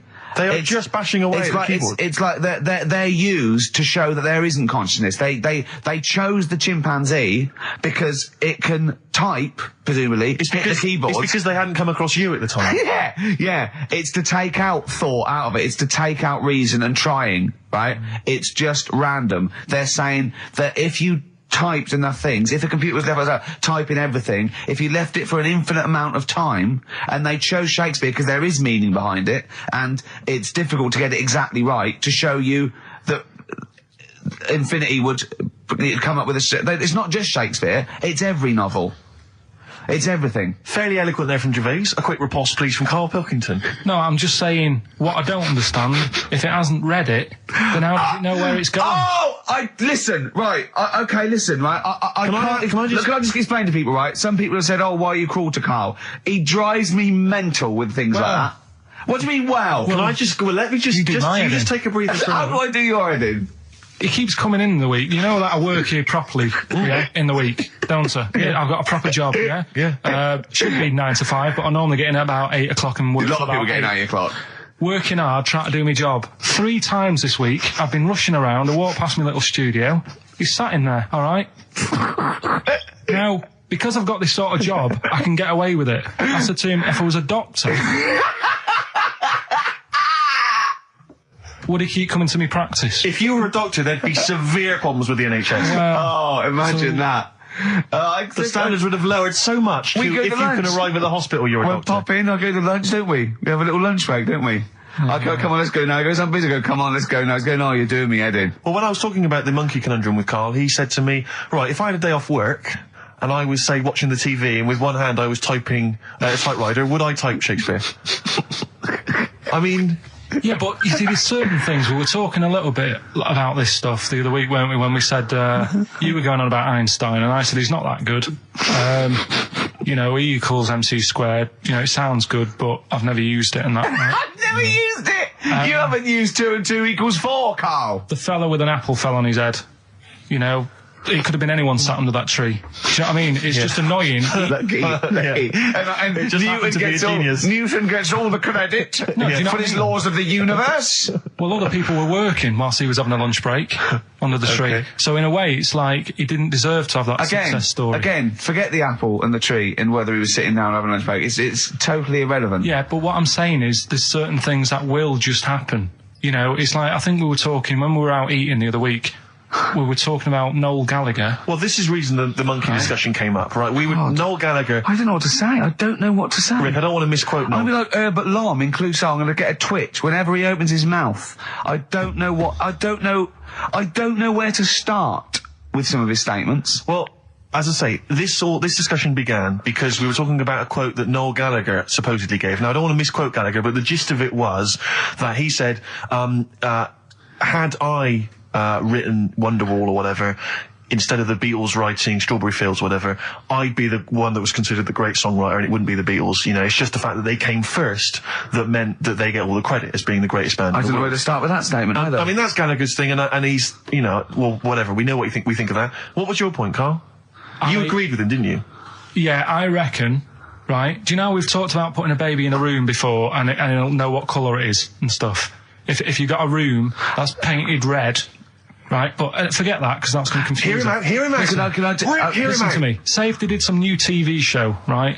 Like, what's that film with Jim Carrey in where The Truman Show. The Truman Show, right? So they make up a little room, and some woman has some kids, and you say, right, let's put the kids in this room, and they don't know what's going on outside. They don't know anything about, like, EastEnders and that. It's like their little world, right? They don't know anything that's gone on. How could a child survive without EastEnders? Right, listen. So you sat in the room, right? And then when they're all asleep... Right, wait for this bit. Someone... Have you heard this bit? Wait for this bit. They're all in a room. Yeah. They're asleep. Yeah. Someone pops in, puts a guitar next to the bed. Right? Nips off out again. They wake up in the morning... And one of them goes, what's this? They don't even know it's a guitar because they've never seen one, right? They're talking English, though. Yeah. We just left guitar out of the vocabulary. Right, so... There's plenty more to come. So, one of them will pick it up, and they'll go, I don't know what it is, and they'll start strumming, they'll go, that sounds good, doesn't it? Give them a few weeks, they could come up with Hey Jude. Whereas, type in Shakespeare, a monkey that can't even spell... I see that. Listen, can't answer it. I might come with you, Rick, if that's all right. We've got to sort out that Christmas special as well. Yeah, no, sure. All right, I'll see you later. I'm shooting off then as well. Cheers, Carl. In the week, I called Karl up. I said, how are you, mate? He went, not too bad. Now, as you know, his girlfriend's been away for ages, hasn't she? Covering the World Cup, the African Nations Cup. She's a sports journalist. Well, yeah. All right, okay. I love the fact you're thinking, what does that mean? Like, well, she's not much of a journalist, Rick, to be honest. I've read some of her stuff. No, but she's not on air. She does stuff, you know. Yeah. Behind the scenes. Yeah. Sure. A lot of journalists do.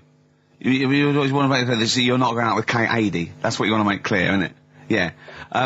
Now, so she'd seen none of the meteoric rise of Karl as a broadcaster. She's been away for the whole time a since you've sort of raconteur, become... a wit, Yeah. a cult figure, to be honest. And he hadn't told her this, so apparently he went home and she was sitting there, looking a bit grumpy. He went, all right, so yeah. She went, should we go out then? She went, I'm not sure I want to go out with an idiot. Right? Oh, no! Yeah. And she went, Loch Ness Monster. Why don't you just think? Of course the Loch Ness Monster lives in Loch Ness. And she was giving a bit of a hard time. And she went, he said, that's why I didn't tell her. I didn't tell her really. Same thing happened when I was at school and I had to play drums in Little Donkey. I didn't tell my parents, right? But my dad turned up anyway. And what happened? He, How old were you, Karl?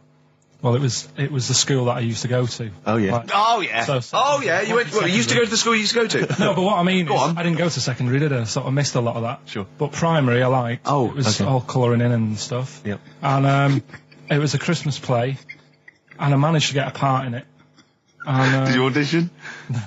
got a part in it, and I should have been playing the drums to the one about Kings. We Three Kings. Yeah. I was meant to be doing that, but Little Donkey came on, and it was one of the. What do you mean came on? That was like next up on the next song. Right. And it's one of them songs that you can't help sort of Tapping along to. yeah. Do you know like if I was to go Yeah, you'd have to finish it with... yeah. Do you know that they actually send that into space? Do they? And What, hoping the aliens will respond with that? yeah. They do that because apparently it is one of them things that you can't help. What, even if you're an alien life form? Yeah. They know that, do they? But anyway, What, because they watch Star Trek or something? Hello. Knock, knock. Yeah. no, seriously. Is it true, like, if you Who's send there? out knock knock into space, yeah, they have to say that. Oggy, oggy, oggy. Ah, that Do this. that is You look great. into it. Seriously. Oh, hold on, what's something out there? What's a little green fellow? That is great. Yeah. So anyway, That is Little Donkey is like one of them tunes that you can't. And I was there, and I had the drumstick, and I thought, oh god, The drumstick. I could feel myself. And anyway, Just wanting to do it, yeah. I started going along and playing Little Donkey, which I wasn't meant to do, but it went down such a storm. What, were there people like parents and that dozing off, and then suddenly they heard your version of Little Donkey, they thought, wait a minute, now it's really picking up. What do you mean? I'm glad we paid £1.50 for this. What do you mean it went down such a storm? I'm going, hold on, was it like when People have Ringo... lighters in the air. You know, like when Ringo joined the Beatles, now Yeah. going, boo, Pete Best, but he went...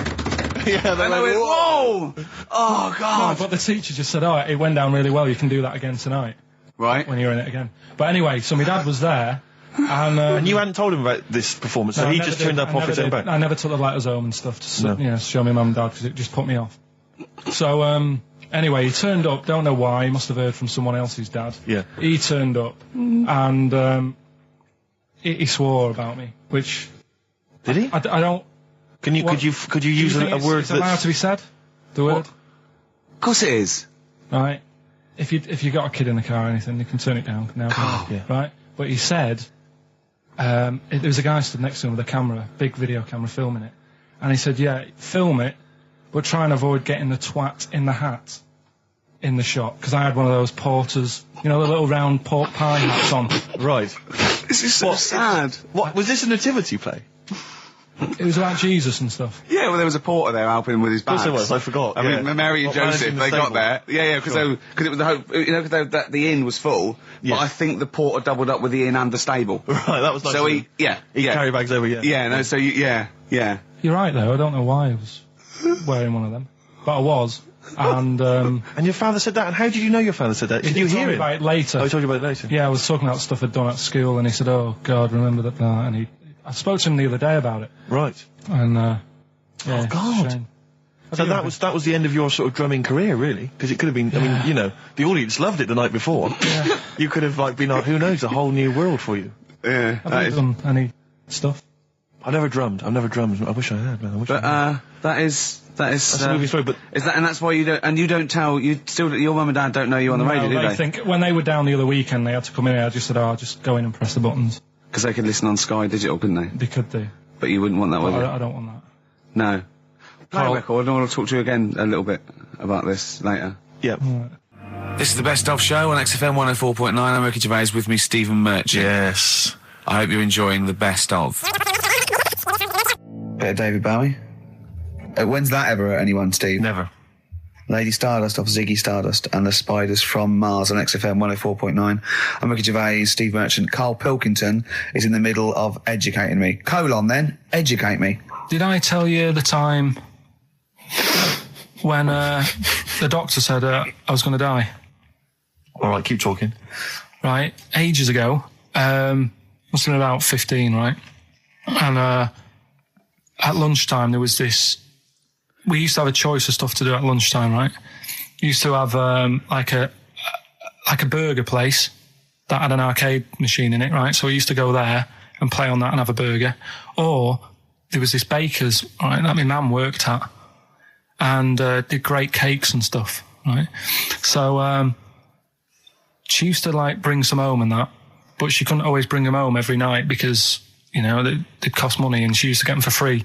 And they used to say they'd rather chuck them away than give them to the staff because there's a chance that the cream might be off. Right. Right, so they used to chuck them round the back. So I used to go around the back with my mate and eat a load. Brilliant. Eating out of bins. No, it wasn't out of bins. They were still in trays, but they just stacked them up near the bins, right? So this got out. I mean, it used to be chocker. Once the school found out, everybody used to go there, and it'd be like, well, have a cake. The headmaster crawling through, fighting the kids off. Right, so I'd have, like, you know, you just eat, I don't know, 6 jam donuts or something, and then you'd spend your dinner money on the arcade machine. Brilliant. Right? So it was a good afternoon, really, right? So you'd do that, and this one day I must have had 6 or 7 jam donuts, a few Congress tarts. What's the Congress tart? I love them. I can't get them in London, right? So I'd have some of them. And if anyone can get a Congress tart for Karl in London, please let him know. So anyway, this day, that was just a normal day. Do you know what I mean? You'd twice a week, you'd have a load of cake. In your life, yeah. Yeah, so normal anyway, day in your life. Were the frog boys there with the webbed hands and the big heads? And the horse in the settee? Yeah. But the day after one of these days, I had really bad cramp in my belly. Right? Okay. I was like in agony, could hardly walk. So I said to my mum, you could hardly stagger to the free cakes. So I was in absolute agony. I said, I don't like doctors, but you'll have to get a doctor in because I don't know what it is. I can't walk. She gets the doctor round. I won't say his name, but he said, well, doesn't look like he's got long left. Blimey. So I was a bit like, hang on a minute, I've only had a few cream donuts. Yeah. My mum was panicking. Sure. He went. My dad came in from work. She said, oh, something's really bad with Karl. I think it's serious. You know, the doctor's only ain't got long left. So he said, what? He said that and just left. So she said, yeah. He said, I'll have to call him then. So he called him up, said, what's all this about? You know, Karl hasn't got long left. How long's he got? So he goes, I was only messing. It's just had some bad cream. Can you believe that? Well, the thing is, I like the fact your mum didn't ask any questions. I know. She didn't go into detail. Can you explain more, doctor? No, I got to show off. But she doesn't. I don't want to diss you or your family, but I imagine if I was there, I'd have known the doctor was joking. Yeah. That's all I'm saying. I mean, I sound very arrogant there, but I imagine he went, what's he been doing? I had about 6 cream cones. Oh, right. Oh, wow. He hasn't got long to live then. I'll see you later. Yeah. That's what I think the doctor did. Yeah. I just like the idea your mum just let him go. Yeah. Terrified, thinking, well, I'm not going to probe him. He's that's it then. Dad comes in. Hi, honey, I'm home. Anything happened? The doctor said Carl's going to die and then left. Did he? I'll call him. But anyway, that's why these sort of things fascinate me. Rockbusters. Yes. I don't want you to have monkey news right now, because we've just had a little story there. Sure.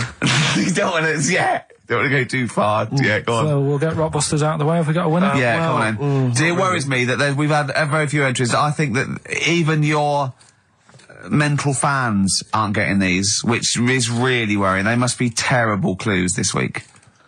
All right, well... Has anyone got them right, Steve? I think there's just one guy, who I suspect has won in the past. Well, There we are. so what? Right, the first one. If you go out of France by boat, you might as well buy your fags when you're on that, because you'll get them a lot cheaper. Brilliant. Right? Yeah. BF, Yeah. buy it ferry. Right? That's like, What? buy on ferry. What? Buy on What's Brian Ferry? What's that? Is that a band? What is it? I don't know what it is. Brian Ferry. Brian Ferry? What's that got to do with buying on a ferry, though? Just because it's quite close to it. Buy on, buy on ferry. What? Buy on ferry. Sorry, what? That's the What's your first one. first language? The second one. That's rubbish. That doesn't count. No, Brian Ferry. Brian Ferry, buy on ferry. There's this little foreign cafe. It's growing its own steak. That's Delamitri. The third one. What? Sorry, what? What? What is that? What is that? Delamitri. Delhi is a little foreign cafe. Yeah? And a meat tree and that. A meat tree? A meat tree? What were the initials for that? Just D for that. Just D for that? Yeah. So not DA? So you didn't even give him a chance to get the group? Oh, they got it. Well, no. No, they didn't. Right, it's the end. Go on, right. Go on. Delhi meat tree? Delhi meat tree. One word. D. Or any letter. They grind their own M. meat. M's in it. Go on. Okay, so Bayern, I love Bayern Ferry. And Can I just point out, Rick? Oxymusic was brilliant. I love Oxymusic. Go on. Can I just point out, Rick, that we've had David Bowie?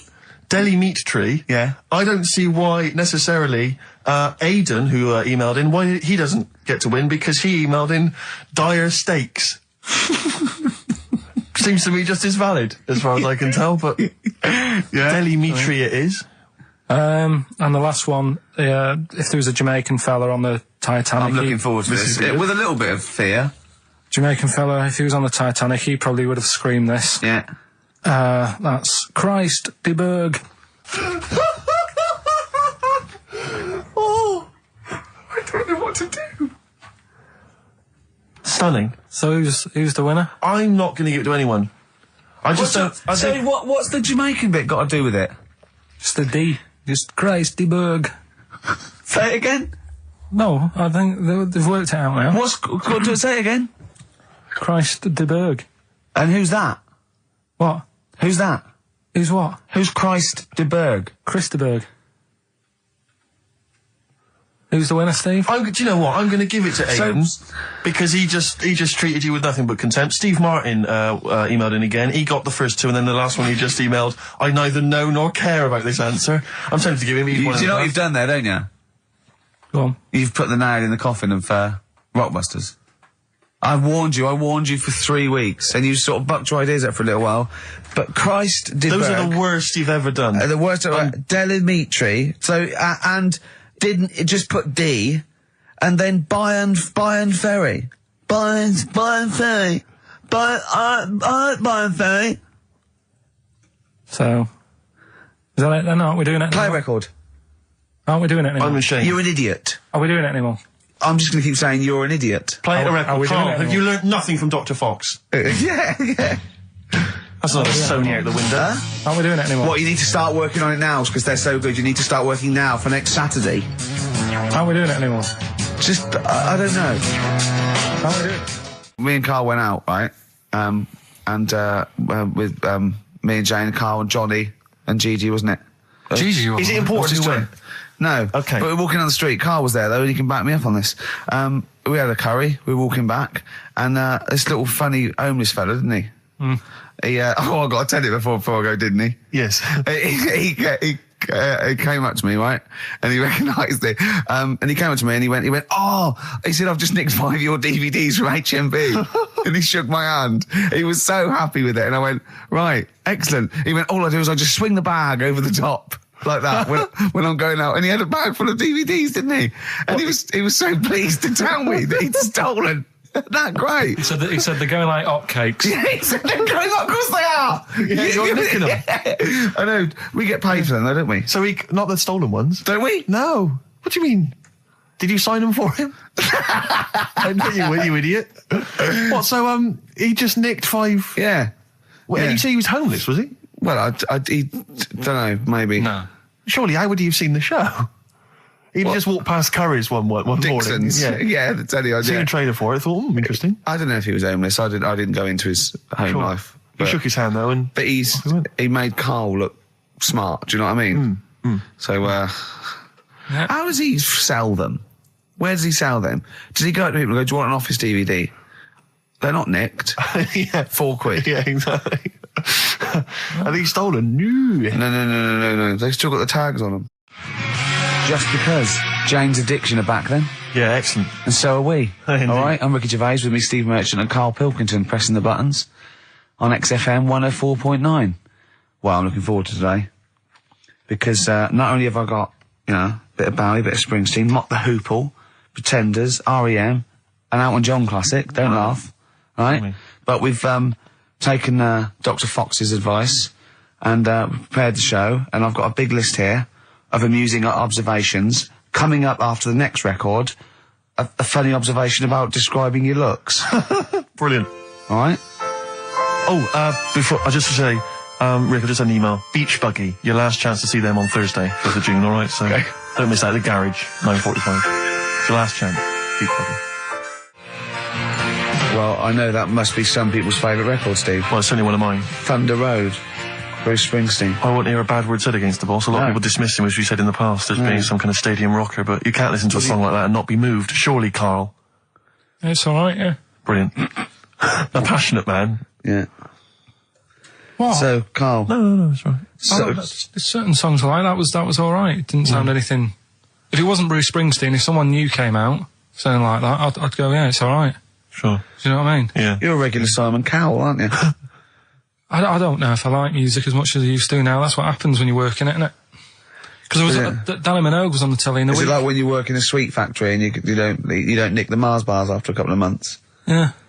Yeah. Danny Minogue was on the telly in the week, right? Yeah. And she was doing a medley. Yeah. Why do people do them? Well, to try and get all the hits. I know what you mean, yeah. Well, who's that busy that they haven't got time to listen to a full album or... But it was it's like a meal in pill form. Yeah. Well, I like most of Danny Minogue's hits, but I don't like the whole song. Yeah, exactly. So if you want to just pop the best bits down, 30 seconds, put them all together, yeah. Well, I've got a Stars on 45 record from the 70s. Do you remember those? Yeah. Stars on 45. But it's like you say, this one had it would be a snatch of Stevie Wonder, followed by the MASH theme, followed by Layla, just the intro. It was it's not music. It's just... Well, we do a bit of that, don't we? That's what DJing is, isn't it? It's a bit of everything. But we play the whole song, don't we, often? Yeah, we're better, aren't we, Karl? Oh. So what do you want to talk about today? Do you want to look at the list? Yeah, well, it's got describe looks. That's our list. So this is a very amusing sort of link about describing your looks. I don't know. What's this? I don't remember this. No, I just was thinking everyone's got an idea in their head, right? Well. Careful, Karl.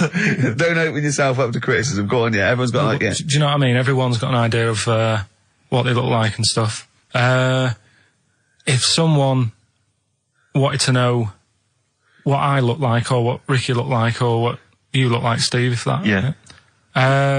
What would you use to describe yourself? Do you know what I mean? Words. Not really. I don't understand. What do you mean? Well, Someone who doesn't know us, we've got to describe, and what's the game to hopefully get some sort of interpersonal language going so you know they've got the same image as you, to a certain extent. I'm just thinking if I was to meet Steve in a restaurant, yeah, right, I'd Nothing untoward going on, we're just hanging out. no, just having a chat, just having a normal night out. Yeah. Who's paying? Because, I mean, is it expensive? Go Dutch. I mean... Right, so I say to you, I'll see you at 8, right, in this restaurant. I turn up at the door. It's a bit of a posh place, right? So he's Steve Merchant in, and the waiter sort of goes, I don't know. What does he look like, right? And where's he from? Just a little French fella. Oh yeah. And what does he look like? So the thing I'd pick up on first, tall lad. Tall, yeah. And then he goes, we got lots of tall people in, right? And I go, big eyes. Big eyes. Yeah. And then he'd go, yeah, he's over there. I'll be honest with you. I mean, you can have dinner and you can buy me dinner. I'm not sure you're going to get anywhere with me. If you're slagging me off. No, I'm not slagging you off though. That's what I'm saying. Yeah. I'm just using what comes to mind. When can I just... Tall and big eyes. Can I assume that they know, like... Could I say, like, easiest for me I'd say, looks like Reg Varney from On the Buses. Would they understand that? Can I use sort of like... Kick references. He's 30 odd, this waiter, so he'll... Yeah, so I go, oh yes, it's Reg Varney is sitting over there. Yeah. So he went German towards the end. See, I describe you more, Rick, I think, as... I would imagine, I'd say, have you ever seen that Johnny Vegas on the telly? Yeah. Imagine he was inflatable and he just let out a little bit of air. All right, well at least that's nice. What Ricky would look like. As opposed to like, pumping harder. Yeah. Okay, I'll describe... Karl I'd describe as, those little red monkeys that you see on wildlife programs, they're in the trees and they scream when they see a leopard or something. I think so. Shave that. Just shave one of those little red monkeys and put some sort of, old sort of Manchester gear on it, maybe. Yeah, you know what I mean? A banana rack and some baggy jeans. I'd like to see how the waiter would react to that. He's got a picture of a monkey, then he's got a picture he's shaved. It's like he's got no hair, then dressed like some kind of Manx scally. There go, he's over there. Yeah, he's over there, Karl's over there. That's what I'd do. Brilliant. So, now coming up, the Verve, after that, an amusing link about gay handkerchiefs. Oh, really? Looking forward to this. Lucky Man by the Verve on XFM 104.9. I'm Ricky Gervais with me, Steve Merchant and Karl Pilkington. Karl, what's the problem with gay hankies? You played Bruce Springsteen last week. Yeah. Right? Yeah. And you said he had got a load of trouble on his hands when he had a hanky in his back pocket. Did I say that on air or? Well, we were just saying that famously on the cover of the Born to Run, Born in the USA album, it's just him, isn't it, with just his backside basically with a red handkerchief. I wasn't looking. Well, I just... I did it for research purposes, for this amazing link. He had a red handkerchief, I think, in his right-hand pocket, and apparently that signifies homosexuality. Apparently, I don't know. Oh, I thought it was which way you take... I don't know. These are those myths, aren't they? Right, well, exactly. I don't even know if this is... No, well, I read up about it. Okay. Right. Just research. And, it's all sort of, they've got all different coloured hankies. Are they? Right? Yeah. Right. And, it depends what pocket you put it in as well. So you've got, like, the different colours, different pockets. Yeah. And, sorry, how many variations are there? Different pockets is what? Well, you've got, like, your back pocket, your right back pocket. But what do they mean? What do you mean? Well, what do they signify? You can't just tell us they signify something. What do they signify? Well, some stuff that we don't really want to talk about, to be honest. What? Sort of, stuff that gays are into. Wait. What do you mean? Barbara Streisand records? Yeah, Eurovision. No, like, a couple of things that were there that I know we can mention. He said something about... I love what he thinks he can't mention. I love it. Decency. What is this? 1956? No, but I mean, it isn't just, having it away. Having it away? I love him! No, having it away! You get up to some weird stuff. I love the fact he didn't want to offend, but he's offended a lot more people by saying they get up to some weird stuff. Right. In your opinion? Yeah. What do you mean? No, but don't if there is something that I don't know about that it's like you can't say on the radio. Yeah, I'd rather not. But what do you mean weird stuff? Well, one of them, right? If you've got a red hanky, right? Yeah. In your right pocket. Like Bruce. Yeah. That's that what exactly you what had? Bruce had, yeah. Right, well, apparently then, Bruce is an armpit freak. An armpit freak? Yeah. No, really? No. But that's very specific. Carl. Seriously. Well, what? Right, okay. What else is there then? Sorry, is there some kind of homosexual body that sat down and came up with this at some point? Well, you said this is getting crazy. You've got like a blue handkerchief in your top breast pocket. I don't know what that means. You need to sit down. There's some kind of summit, figure out what it means. Yeah. It's just that you're not free from it either. So if you were to go in like a gay bar, Yeah. which, you know, you might do if you're straight anyway, because they're, you know, good places, I think. Mm-hmm. Right? You can't actually go in there if you've got a cold, because every coloured hanky represents something. Right. So if I was to go in, had a bit of a sniffle, I could get into all sorts of trouble. What, pull out a Marks and Spencer's white linen hanky, that means you like to be tied up and whipped. Yeah. There was another one, armpit freak we've covered. Yeah, armpit freak is done. We've covered. An armpit freak? I don't really know what that means. So, right, okay, yeah. But there was just one other thing, like a blue and white one, is if you're into sailors. To sailors? Yeah, if you have a little blue and white hanky, that's in your left pocket. Yeah. Right. Blue and white equals sailor. So I wanted to ask you something. You know, remember, again, we've got to be careful here. You know when you wouldn't leave the building that was on fire because you were standing proud? Hang on, we need this. Some people now don't know what you're talking about. Carl, you were on holiday. Yeah. On holiday in Tenerife, right? Yeah. You'd had a moment of intimacy with your girlfriend. Yeah. A knock on the door. You had to stop and get up. You peeked around the door. It was a fireman saying, "Get out." But you didn't want to leave because you had a... Yeah. Yeah. It was a little... Yeah. But what I don't understand is you maintained that while looking at a Spanish man dressed as a fireman. Yeah. Is that true? Is that the fact? You maintained... I'm sorry to say, you maintained arousal whilst looking at a gentleman dressed as a fireman. No. These are the facts, and they are undisputed, right? Did you maintain? I'm not a machine, though. Do you know what I mean? I can't turn it on, turn it off. Right? But you were talking. I just thought talking to a fireman, you'd have probably lost it. I don't know, but you didn't. No, but the other thing was, I mean, I was talking to Suzanne about it again, right? Yeah. She said, "What are you talking about that for?" Right? I said, "Oh, it just cropped up," right? Yeah. And the dilemma was, you see, I wanted to try and make sure that it was a proper fire because that was the last condom we had, right? So it would have ruined the night. So Yeah. I didn't want to it was like, you know, well, what's going on? Is it, do we need to get out? Yeah. Is it a proper fire? Yeah. And you, and talking to this man in uniform, was he, what did he look like? Was he good looking? Did he look like Ricky Martin, say? Was he good looking? Was he good looking in his uniform? I can't remember. Can't remember. Did he have a moustache? Better play a record, didn't we? Is this bringing it back? What? You look uncomfortable. What? Did you just switch this on with your hands? The Flaming Lips, and that's Fight Test. Lips and test Lips Test. on M. We were talking there about homosexual people, and I'm sure we'll move on to other topics. But I just mentioned, I was talking to a friend of mine in the week, Rufus, and he overheard, he pieced together you know, sometimes if you overhear a conversation, you can piece together what's going on. Yeah. You know, and, it sort of transpired from what you could make out that one gay guy had just realised or just found out that his gay boyfriend had, maybe been having an affair and was on the phone, and had called this person, the third party. The other one was crying, wasn't it? The other one was crying in tears. Obviously, they just had a big argument about it. And all he heard on the phone was the guy saying, in very kind of earnest tones, "I'm going to do everything in my power to destroy you."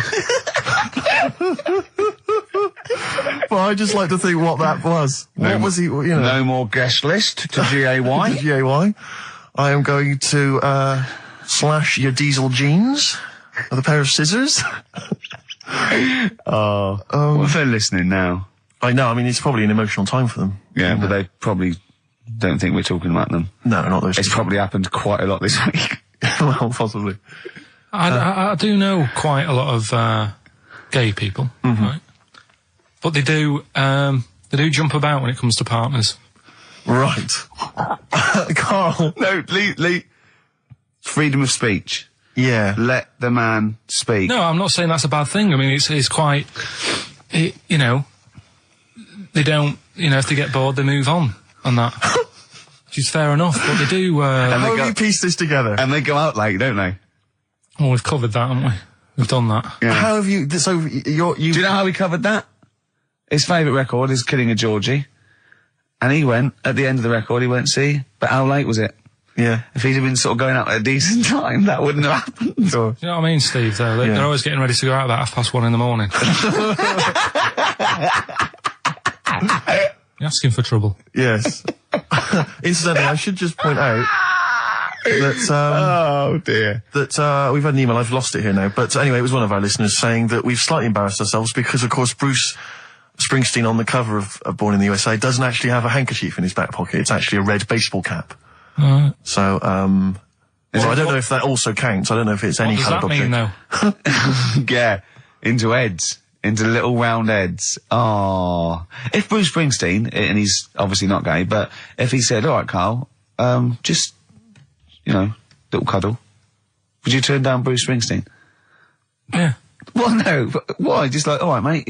You hug your mates, don't you? If Bruce said, all right, Karl, I like your show, love your head, little cuddle, a mate's cuddle. No, I just, I say what you're doing. You just say, look, We're a couple of old friends. look, Bruce Springsteen, I wrote all those great songs. I like what you're doing. Let's cuddle. Let's have a little, all right, You know, mate. one thing is, right, Steve, right, do you know how he likes to squeeze me head? How Yeah. Ricky likes to squeeze me head? Yeah. He had an old mate over this week. He's got a similar shaped head, apparently, as mine. Yeah. Right? He's hardly gave me a call or anything, because he was busy with this other fella's head. Oh, you feel quite bad about that. This is a better head to squeeze. I'll tell you why. Because he shaves his every day, right? He's got the same sort of hair problem with him. Shaves every day, right? Problem. No, I know. And it's because he's had it shaved all the time. Like, Karl's is sort of comes through a bit long at the side sometimes. It looks a bit unkempt towards the end of the week. I've seen there's a couple of little pimples under there. But I really have to do it just like get there, slap my hands in it, squeeze it. With this one, I can sort of get my finger, do you know what I mean? I get my, really, you know. You're like a gay, the way you jump about from head to head. That's my record. You're like a saying. gay. Just saying. Right, still coming up then. What have we got coming up? We got Rockbusters. Oh, is there any monkey news this week? It's been a problem. Why? It's not much has been going on this week. What, in the monkey world? In the monkey world. I don't know if they've caught on to the fact that they're getting coverage. They're keeping their behaviour hush-hush. Being a bit careful, but I found something. Have we got Rockbusters? It's your last chance, don't forget. Is it good, these? Got Rockbusters, got some good prizes. Steve will look at them in a bit. Yeah. Cheeky Freak of the Week. Have you got a cheeky freak of the week? Got that. Got Yeah. that. So what deformity is it this week that you're ridiculing? Well, keep listening. I didn't really appreciate the Stones when I was younger. I was always a Beatles fan, but now I can't really listen to the Beatles. I just it's like I've used them up. It's about 5 tracks I like. Yeah, the but Beatles. the Stones just get better and better. And that one's brilliant. And the video's so good as Oh, well. amazing. From 1981. That was Waiting on a Friend. From the Rolling Stones. Right. What have we got? We got more fun coming up, I imagine. Yeah, cheeky freak of the week. An amusing story about inflatable testicles. We've already given you half an hour talking about gay people. Who knows what else will be coming up? Yeah, it's big market. Out of Time by Blur on XFM 104.9. All right, Karl. No. What are you thinking? Stinking. That stuff. You're an enigma, aren't you? I would just say hello to, we've got an American listener apparently, Karen. Anyway, what else have we got? I thought that might fill up 4 seconds. We're not struggling, are we? No, I no, mean, no. we Well, do. just consult the list of Dr. Let me have a look. Fox-esque amusing Wife, topics. Wet Ones, Screwball, Shop Train, Cheeky Freak, Ronan. What's What that? was Ronan? Ronan. I just was telling you the other day about, you know, that song that he does. Loving every day as if it's your last one.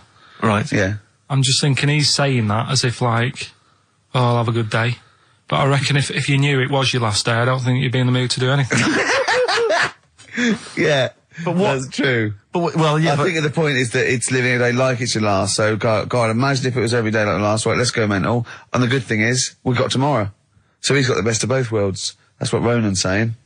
He's saying cram it in because it might be the last. I think it's more like it's the not knowing, isn't it? Live every day.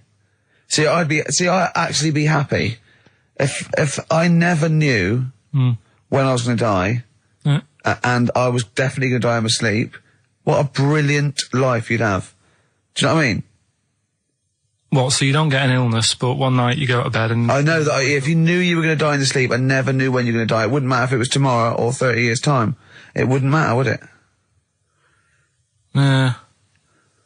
I've lost you, haven't I? I've lost you somewhere. I can't, I thought that was pretty easy, all that. I said die in your sleep and not know when you died. There was no high concept there.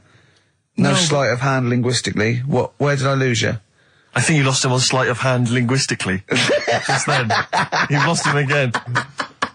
Yeah, I think that's the way I'd want to go. I don't want to know about it. That's why I don't go to the doctors or anything. That's a good approach. And he do you know, remember him saying he's going to die of cancer because he doesn't check his balls. He doesn't like the feel. Of course. What do they feel like, your balls? Like a wet chamois leather. With 2 marbles, 2 kumquats in a wet chamois leather. No, but I just... Why are they wet? Sweaty? No, they're not. I'm just saying smooth. Are they smooth? Yeah, because a chamois leather's smoother when it's... Do you shave them? No, I don't. In case a fireman pops round, you want to look your best. It looks like your head. You know, a fireman pops round, there you are, and he goes, oh, nice, smooth. So you never go to the doctors? What, even... I don't like it. But if you found some buboes under your arm or something, I'd wait for a bit, and I'd say to Suzanne, what do you think of this? Just see if it develops into plague. Well, yeah, because you know, don't you? Old bandages round your head. Yeah. And a bell. Yeah. Suzanne, where are you out? Can you get me a bell? Exactly. Brilliant. There was this kid at our school we took the piss out of for basically the rest of his time there, because when he was about 11, someone said, how would you want to die? Right? We do that thing, drown in fire or that. He said, I want to die of old age in my mother's arms. How old is he? Like 11. Loser. In my mother's arms? No. What, getting off with her? What does that mean? Die of old age. You know, so old she. Brilliant. I want to die of old age with my nan and my mum. Yeah, all in the same bed. Oh dear. So if it was the last day, if you had one day to live, okay, what would you do with your day? Now let's assume that you're not in a state of ill health. There's not much you can do. It's just the end of the world. And What do you mean there's not much you can do? I mean, that's what we're asking you. It's the last day of your life. It depends, doesn't it? If we're all in the same boat, if someone says, oh, unlucky, without bitterness, like, oh, we accidentally exposed you to some radiation poison, you got a day, or if it was like, there's a meteor coming this way, we're all in the same boat, I think it would be different. It depends whether it's you and the rest of the world. No? I'd do the same thing. I'd steal a car and go joyriding. But like, go mental. I'd be smashing stuff, I'd be knocking people over for a laugh. I'd be going crazy. It'd be like Grand Theft Auto. Right. It would be extraordinary. Brilliant. Driving through parks. That's what I did the getaway. Yeah. I tried to play it seriously. Within about 10 minutes, I was just going around areas I knew, trying to knock people over. Yeah, I don't think I'd want to do that much. Seriously. You can watch telly, because you might not know how the thing ends. Sure. Yeah, be a waste of time. You could watch 24, couldn't you? If you had a day. Yeah. On DVD. Do that then, do that. Do that, yeah? Well, but I mean, let's be honest. Let's say you can take all the money out of your bank account. You can fly anywhere in the world. You can do whatever you want. Well, not a long flight. You could. Well, no, but you've got your girlfriend. Australia, you wouldn't make it, would you? No. Why wouldn't you go to the monkey sanctuary down in Cornwall and just go around cuddling as many monkeys as you can? I'm going to tell you something now. Go on. Go in there next week. Are you? Yeah. Taking my mum and dad away, because like Suzanne's mum and dad. What, you're donating them? Most people put them in a home. What are you going to say? How your monkey sanctuary is cheaper? Taking them down, taking them down to Cornwall. Hold on, I thought you said you'd never go away with parents again. No, but that was Suzanne's mum and dad. Oh, is this to get even or something? So we'll do that, and then we'll can it, then. That was your outing. You're phoning both sets of parents over and goes, right, you won't be seeing us ever again on holiday. We've taken you away, Be careful that the monkey people don't buy you off your parents. Yeah. And don't make sure they don't leave any of the monkeys' food in the telephone box, because Dad'll have that away. Yeah. No. I was talking to him about that the other day. About the nicking in phone boxes.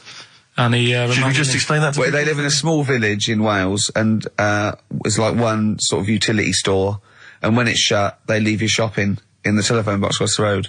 And Carl's dad found out about this and goes and helps himself. Yeah, to other people's shopping. That's terrible. Yeah, go on.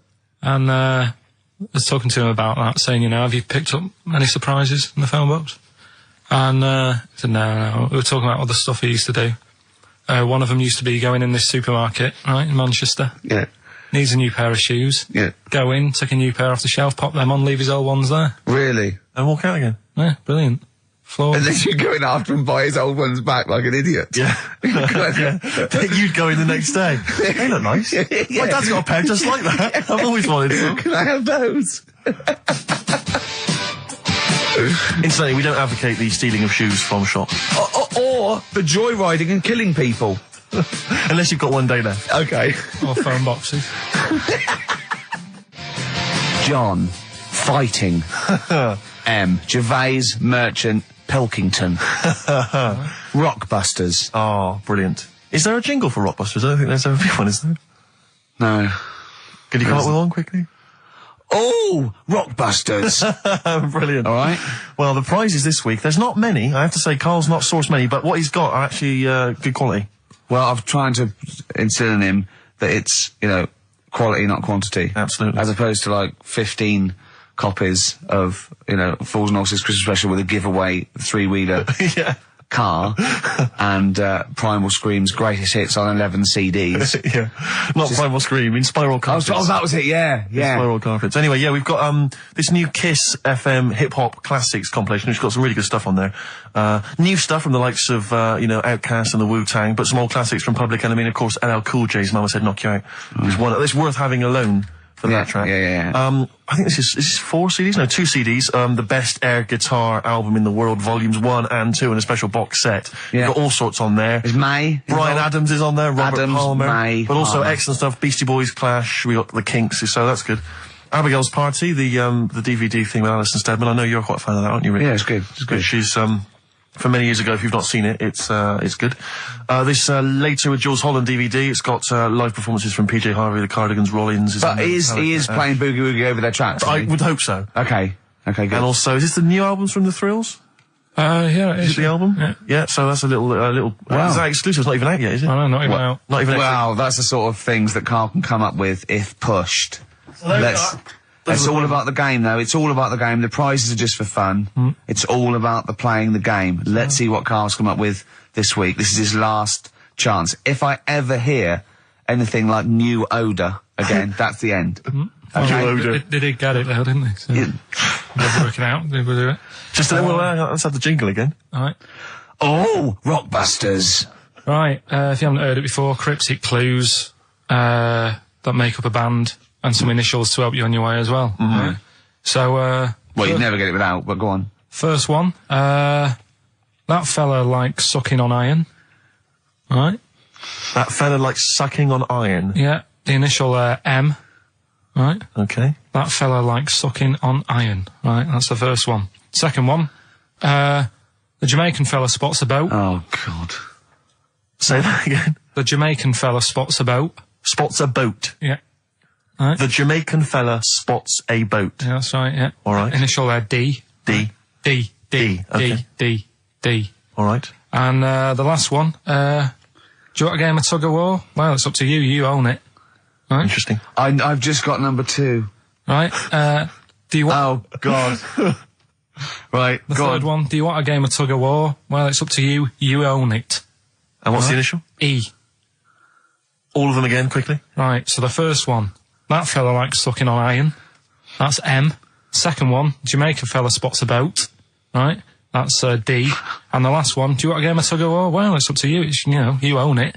Right. He embellishes it like it's a whole story by the end. That's E. Ricky.gervais@xfm.co.uk. Please don't Email phone only. in. Email him. We cannot be bothered to answer the phone. Ricky.gervais@xfm.co.uk. Brilliant. White striped. Excellent.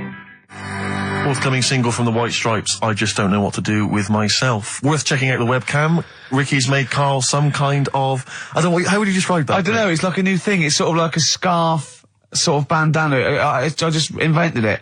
I don't know what it's called. Talk us through it, if you would. Well, all it is, it's a length of toilet paper, but you can use silk, whatever thing, and you just put it around his neck, and then round the back and up over the ears and tied to a little bow jauntily on the side. If you could actually stand up, just in case they got a webcam shot of it, you can see that there. What would you call that? I don't know. It's sort of like a bandana, but I don't know. Neckadana, neck chief. A neckadana? Dana chief. A Karl chief. Yeah. Yeah, I don't know. Well, we'll be marketing those if anyone's listening. Yeah. So, And would you do them in a variety of different colours for gay people? Red Hot Chili Peppers, universally speaking, on XFM 104.9. Well, halfway through, Steve. I'm Ricky Gervais. That was Mr. Merchant I was referring to there as Steve.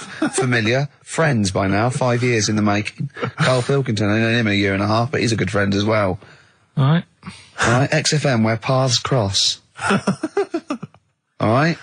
Oh, so, any interesting things to talk about, guys? Dr. Fox style? Any amusing observations? Have you taken a sideways look at the week's news or anything, Karl? What have you...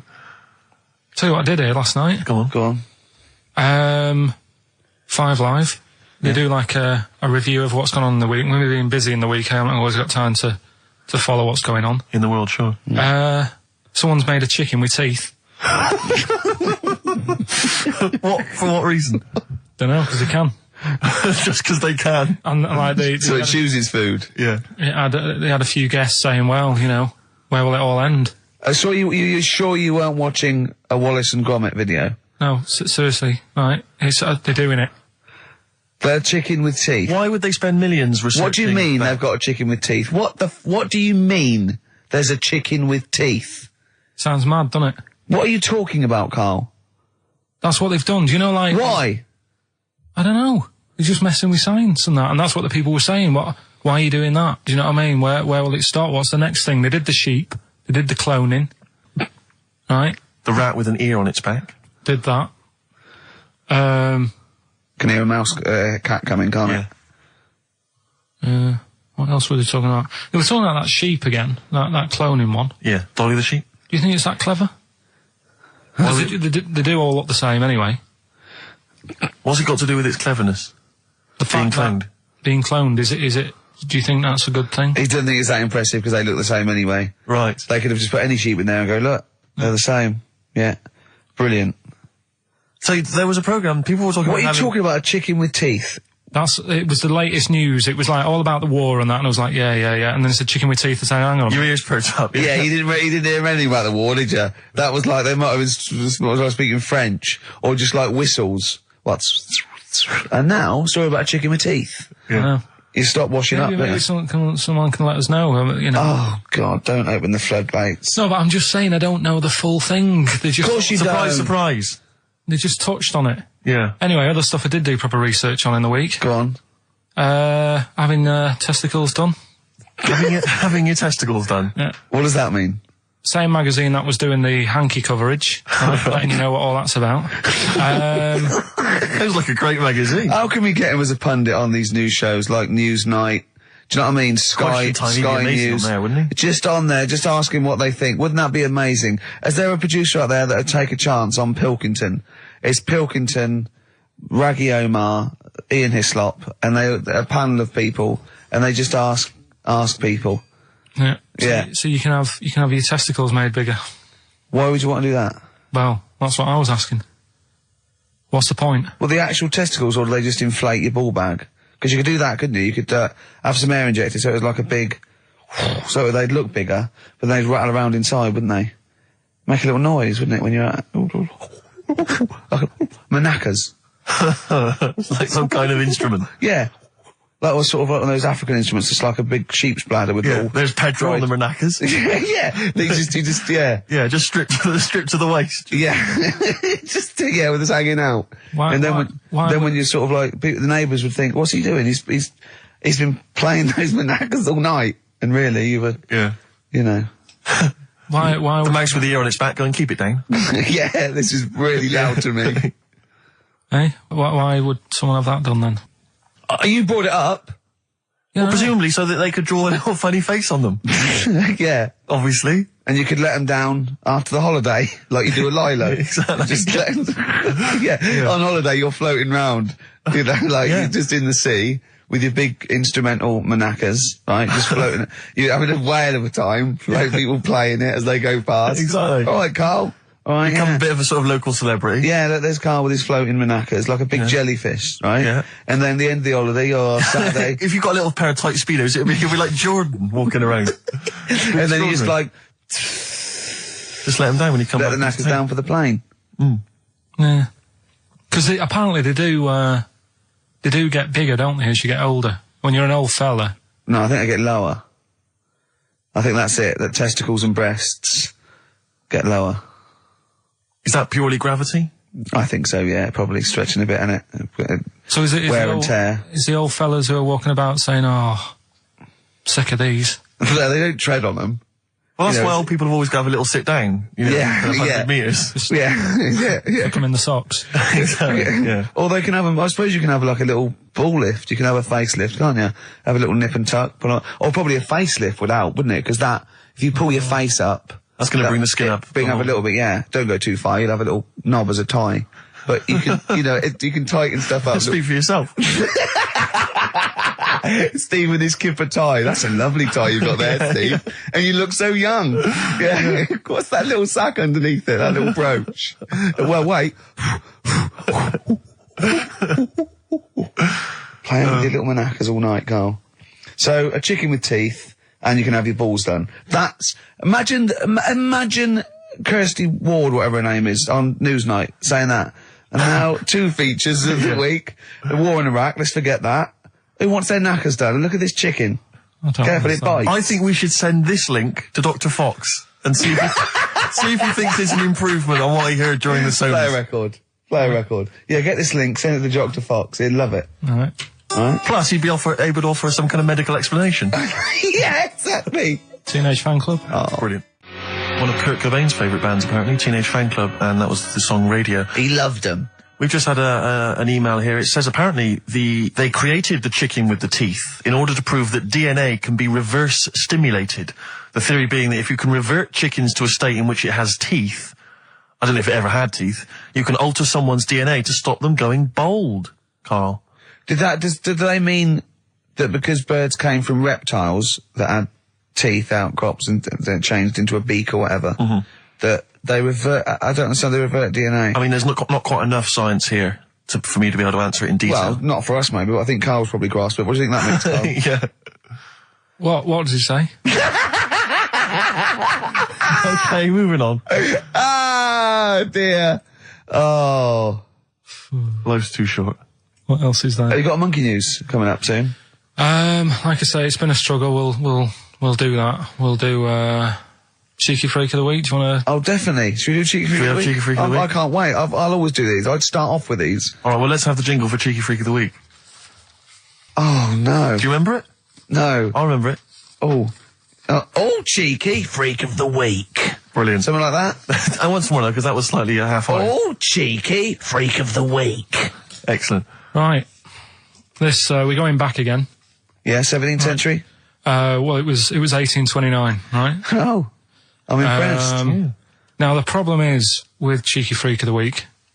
Not so much the week, is it, if you're going back to 1829? Well, Not even of the century. You haven't even done Cheeky Freak of the century. there's What's the problem with Cheeky Freak of the Week? just because. Other than the sort of moral implications. Yeah. Yeah. Well, last week it was a fellow with 2 heads. Yeah. We've done Siamese twins. It's Siamese twins again. Oh, it's No, it was twins Siamese again. twins. It wasn't a fellow with 2 heads last week. It was Siamese twins. Conjoined twins, sorry. They're 2 different people. This is what I'm telling you. But this is the problem. They're going to crop up quite a lot just because they've got double a chance. All right. Oh, please don't write in and complain. He knows not what he does. You understand, don't you? Karl will actually feature one day in this section. Yeah. So, right, go on, Well, Karl. we're going back to 1829. Yeah. All the way back there to It's a 1829. retro conjoined twin link. A couple of guys set up a business. They were called Chang and Ang. Oh, they're the first. That's why they were called Siamese twins, because they wasn't that what it was based on? Those 2, Chang and Ang. Was it? The original, yeah. That's why they're called Siamese twins, because I think they were Siamese. So these are the first ones. Well, not the first ones, but they're the ones that got to fame, I think, and why people started calling them. So people started calling conjoined twins Siamese twins. I think I'm right there. Anyway. Good. Well, the sort of set up business, sort of going around the US. Well, both of them. And Europe, yeah. Yeah. And what they used to do, people were amazed by it anyway. But people wanted to know how they get through life doing certain things that you think about. When you think about Siamese twins, you think about, how do you get through a day like that? Yeah. Right? And the thing that cropped up the most with people was how they take a bath. So they used to go on tour around the US and Europe and sit in a bath, have a wash and that. And did they ever wash each other by mistake? They go, oh, that ends there. That ends there. Like those things in supermarkets. They put one of those down. We go, oh. What do you mean? Put that there. What do you mean? You know the things on the conveyor belt, the little dividers. Yeah. They wind me up, those dividers. Sorry, I was a complete tangent, but for some reason, it's my own psychosis, but I get so annoyed if I'm in a supermarket, I've got my shopping, I'm just about to get served, and you can always see there are certain people who stand behind you getting edgy, itchy, worried that I'm not going to put the divider down to seperate my shopping from theirs. It's like they're terrified that I'm somehow going to deliberately pay for their shopping. Sneaking their onion. Yeah. Oh, I didn't get an onion, I'll have that. And it's just, but what annoys me is it's not so much that, obviously it's a practical thing, it's the fact that they get a little bit edgy. You can actually see, certainly kind of, dare I say it, certain breed of woman and a certain breed of fella will just get a little bit itchy, a little bit edgy, and they just look at you, can just see them sweating, especially if they can't reach. I just lean over and do it myself. Well, I know, but the thing is that it's like they almost feel that they ought to wait for me to do it, as though somehow it's my obligation. And it just for some reason, I know it's ludicrous, but it really annoys me, and I actually deliberately don't put the divider down just to see them sweat. I like the way that they're actually quite well made. There's some that are brass with like a felt bottom. Yeah. Like you really care. Like a twig would do, wouldn't it? Exactly. You know what I mean? But I just leave a slight gap. And then when it gets to when the woman's putting it through the till or the guy, I just say, that's my stuff. Do you ever look at other people shopping and go, oh, I should have got that? Often. Oh, yeah. That's annoying. I'll tell you what it is, it's the same thing, and again, it's my psychosis. When people, if you're on a bus or a train, and we're pulling into the stop, but there's a good, kind of 35 seconds before we're actually going to come to a halt, they leap up, and they're straight by the door. Yeah. But it's this fear that they're going to miss out. Oh my God, what if I fell over now and broke my ankle? I'd never get out. To be fair, I've never had that commuter's worry. I've never commuted, but every second counts, doesn't it? Because you miss a train, it can make a difference of half an hour. So that's why commuters literally run to get their connections. But the thing is that with a bus, there's often there'll be people who are sat right next to the exit will get up and stand up for a while, waiting to get out. It just, again, I'm not saying it's not, it makes perfect sense to them. It's my psychosis. They're going to be mowed down in the streets. They will just be a few of the You're going to be in a lovely Chrysler. Exactly. Yeah. Well, I will be going straight through a branch of Waitrose. Yeah. Taking people out in the So we do not condone going through Waitrose in a Chrysler. In a car. Now, as Changanang, they're in the bath, they're washing their own bits, they've got one of those dividers, right? They go, well, that's definitely yours. I marked mine. That's definitely mine. What? Don't wash that, Chang. I wouldn't hang. I wouldn't wash that. Right? So what are they doing? They're in the bath. Carry on with the story.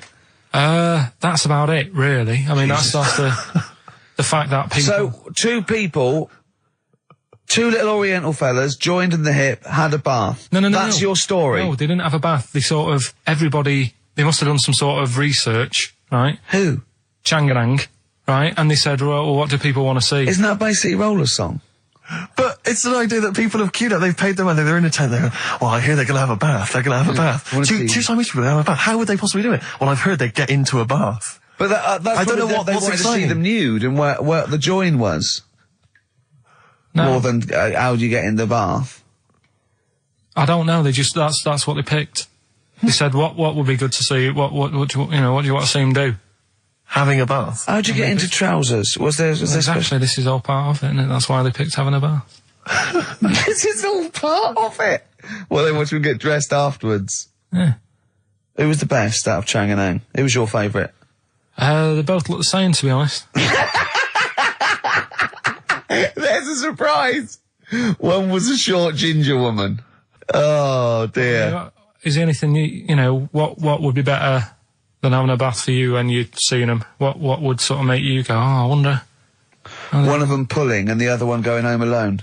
Yeah. I go, look, she's definitely up for it. I'm taking her home and go, what am I going to do? Can I watch? Definitely not. Definitely not. Look, you go to bed. I want to wine and dine her. But if he's got back to their place and they're going at it hammer and tongs, but are you saying one of them? No, hammer and tongs were their cousins. Right. They lived miles away. Yeah. If one of them gets knackered, can the other one take over? God, I think we play a record. That annoys me. What? That sort of being at it all night. What do you mean? Let's put a song and I'll come back. What do you mean? No, come on. Seriously, because Okay. R.E.M. Yeah. Well, after REM, Night Swimming, being at it all night, and why it annoys Karl. Night Swimming by REM. Well, before we played that track, you remember Karl was on the, teetering, on the cusp of telling us why he's annoyed at going all night. I assume you mean... Relations. Yeah. What do you mean? What annoys you about that? What? Sexual relations all night. The concept? Or people keep you up? Is it your next door neighbours or something? No, just that thing of people who say, was that it all night last night? Who says that to you? You know, lads who think they're, they think they're a bit of a lad and think that means it's good. What, like Sting and his tantric sex? Sting. Yeah. Well, to be fair, it goes for 8 hours, but only 3 minutes of that is going for it. The other sort of, 7 and a bit is sort of laying next to each other, isn't it? Right. Or sometimes in a different room. Yeah. Yeah. Is that why it's called Sting? Hey? Well, if you're at it all night, bet it. It's gonna sting. So what's your problem with this notion of going at it all night? It's just that thing of, get it done right the first time. Do you know what I mean? Get it done. Yeah, get in, get out like the SAS. Once you've done it, you've done. You know what I mean? Yeah, no fanning around. No messing about. So, it's just that, isn't it? It's like, do it right the first time. Once you've washed up, right, you put the pots away, you don't dirty them again. What a lovely analogy. That's one of the great Is that what you metaphors. say to Suzanne? Come on, love. Once you've washed up. I've already washed up. You don't dirty the pots again. Go. What a romantic Ding dong. song. Hello, is there a fire? Oh. Hello. Did he have a moustache, the fireman? Oh. Radiohead, they're there on XFM 104.9. I'm Ricky Gervais, Steve Merchant, Karl Pilkington with the answers to Rockbusters, the biggest quiz on radio, probably. Mm-hmm. Do you want to remind us the quiz? No, you mean the crappiest quiz on radio? Yeah. Right. First one was, that fella likes sucking on iron. Yeah. Right. The initial was M. Yeah. What was the band? It was Metal Liquor. Alright. What's Metal Liquor? No, wait, I've never heard of a band, Metal Liquor. Metallica. No, you said Metal Liquor, I don't understand. Yeah, Metal Liquor. Metallica. What? No, say it again and try and make Metallica sound like Metal Liquor. Metallica. Metallica. Metallica. Is he having a fit? Say it again. Make Metallica sound like Metal Liquor. Metallica. Metallica. Okay, next one. Right. Yeah. Second one, the Jamaican fella spots a boat. That was easy. That was D. That was Debage. You got that? Make it sound like the band. Debage. Make it sound like a Jamaican fella saying, spotting a boat. Debage. Right. So you got that one. And the last one, do you want a game of tug of war? Well, it's up to you. You own it. Yeah. Right. That was E. That was your rope. Right. Europe. Europe? Right. Who did the final countdown? Yeah. So that's the... No, what? We've let that go? That's the 3 answers for this week. Who's the winner, Steve? Well, again, I mean, there are lots and lots of people who got it right, Rick. So I don't know if it's just us that think this is rubbish. Right. But, who's the winner? Well, I'm always a fan of people with just something, a name, I don't know, that maybe tickles me. Yeah. And sadly, I did want to give it to, I wanted to give it to Daniel Jowett. because I just, for some reason, Danny People are Jowett. going to start. But sadly, I just realised he got it wrong, so I'm going to give it to a different Dan. So not only did you ridicule his name, He's not even getting the prizes. But better luck next time, Danny Jowett. Instead, I'm giving it to Dan Mason of Ilford. So he got them right, and he wins those prizes. All right. Well, okay. More of that next week. I mean, what do we think? What do you think? we'll do it next week then. Yeah. Again. Okay. What are you doing now? Got a record or what's that? Hoople. Bit of Motley Hoople. Oh, that's a Hoople. Yeah. The Hoopsters. Monkey News? Next. All right. Motley Hoople. Roll Away the Stone. Classic little ditty on XFM 104.9. Right? Play the jingle. Oh, is it? Is it? Brilliant. Oh, chimpanzee that Monkey News Extra. Well, Is there Monkey News? I'll tell you what, I've been having a bit of a problem this week. Why? It's just been a struggle. Normally, I can come into work on a Monday and there'll be something that's happened over the Saturday, over the Sunday night. Do you know what I mean? Over the weekend, the monkeys have done something. Been very quiet. I thought I'll be all right. Let's see how the week goes on. I don't know if they've caught on to the fact that we're giving this coverage now, or I don't understand. Normally, people are emailing me stuff all the time about monkeys. Been very quiet week. Been checking. I was looking in books last night and stuff. Is there any monkey news? I've got some, but just because it's not that good, something else I found out that I thought I'd share with you. Go on. I was looking in the Guinness Book of Records, right? Because I thought they'll have something in there about monkeys or something, right? Mm-hmm. And there's a little monkey. I think it lives in Asia, right? There's loads of them live in Asia. Might just be travelling, but yeah. And something I found out. I don't know if they've got it right, and that's why I want to bring it up. Apparently, it's the mammal, right, that's got sort of the pointiest eyes that pop out of their head. Steve.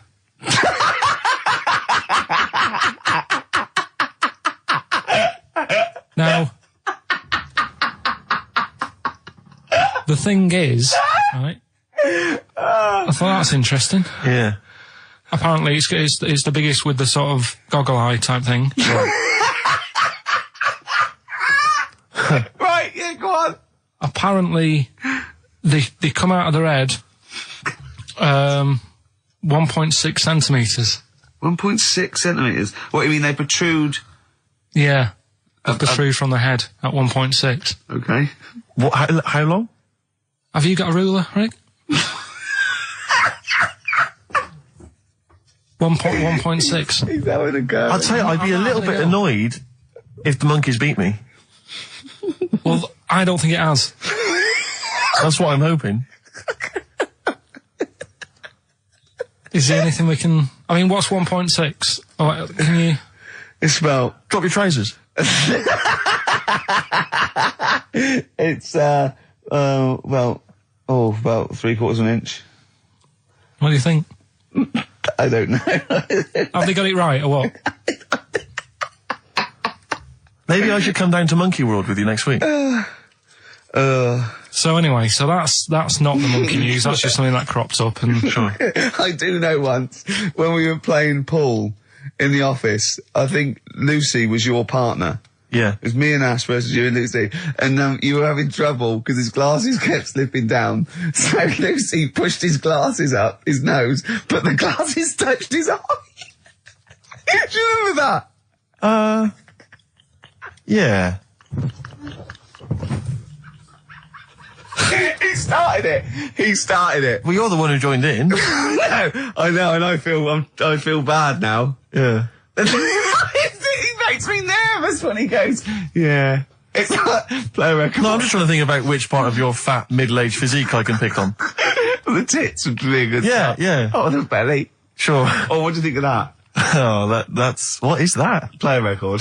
is that monkey news for this week? Have we not got any other monkey news? Well, it's just, it hasn't been that good. I mean, the one that I found out here, because we've covered so much in the monkey world, right? The fact that we've done a monkey that was a sort of half man, we've done a monkey that got a decent job in a train station, Can you think of any of the other? Well, that's just some of the great monkey news from the past. That's what I mean. So that's what you got to compete with. So even though this is quite amazing, Just tell us. another monkey's got married. Oh, not another monkey getting married. What do you mean? It's got another one. You know, it was knocking about with some woman monkey for a bit. A woman monkey. They decided to, you know, get married. Yeah. They did. What do you mean they decided to get married? Was it pressure from her parents? They had a good do, and Good do. I love the spread. I love that. Peanut vol-au-vents. Yeah. celebrated in a pub, and then they both went off to the cage that night. That's what I mean. Even though that is quite impressive, But because it's not true. Or it's a joke. It's nothing. It's not.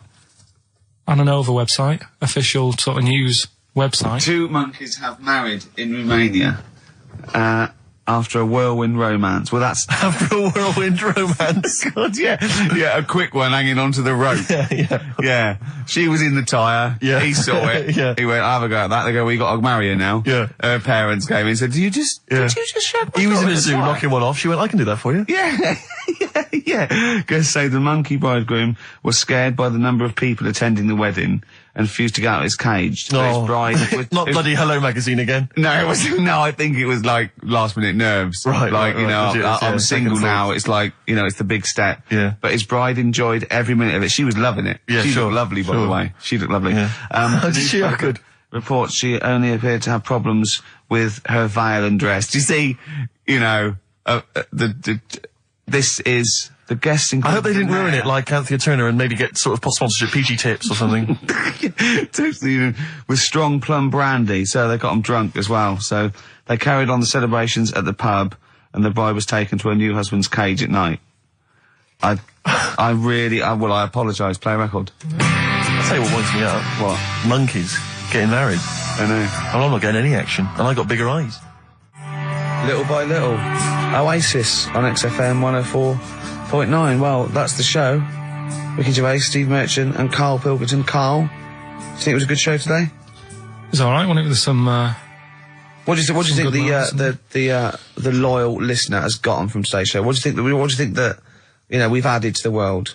Well, I think they know what they've got, right? But if someone's just tuned in, I can tell them they've missed out on some good stuff. They've missed out on Chang and Ang.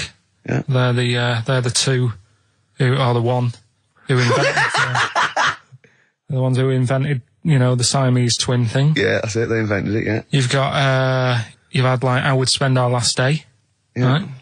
Running people over. Chicken with Teeth.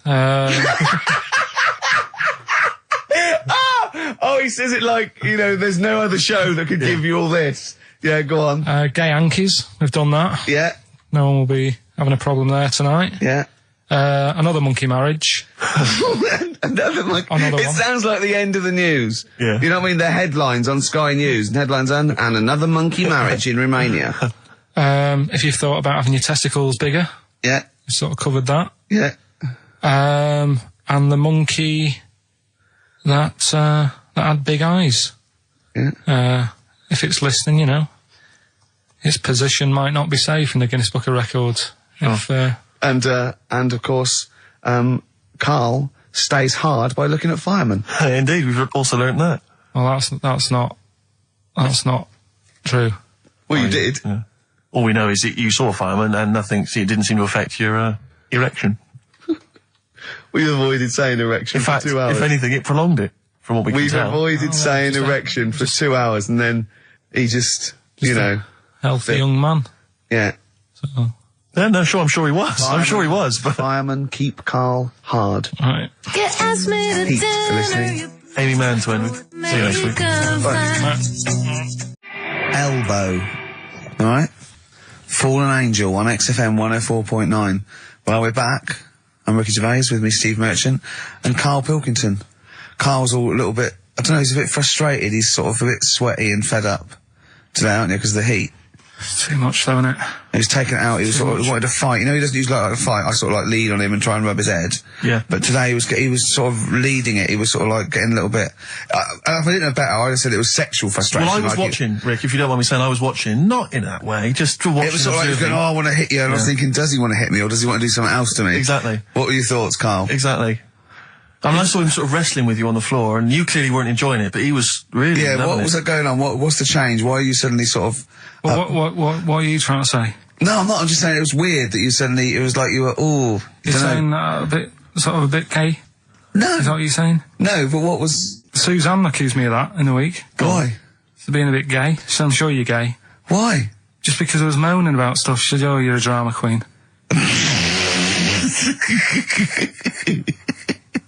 Right, well that's what were you moaning about? Not having enough gay sex? No. She didn't have a knob. Yeah. It's going, why don't you get yourself a nice little knob? Yeah. I mean, can I call you Frank, please? Could you wear this false beard? Yeah.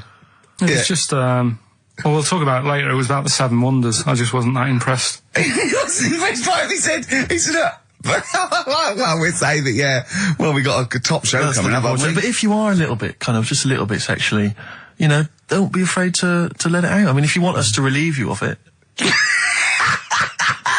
I'll tell you what, let's have a little bit of Maggie May by Rod. It's a Can we beautiful play day. Killing a Georgie? That's your favourite song, isn't it?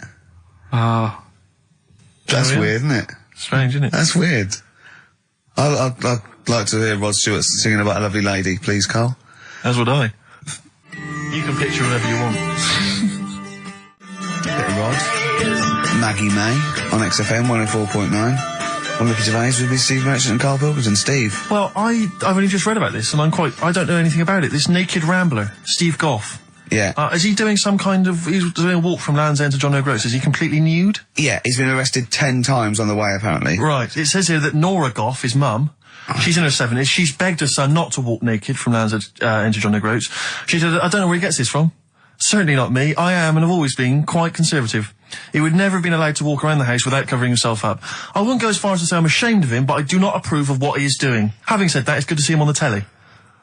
yeah, it must be. It's not about anything. It's lovely. It's not embarrassed until they're famous with Exactly. it. However embarrassing it is.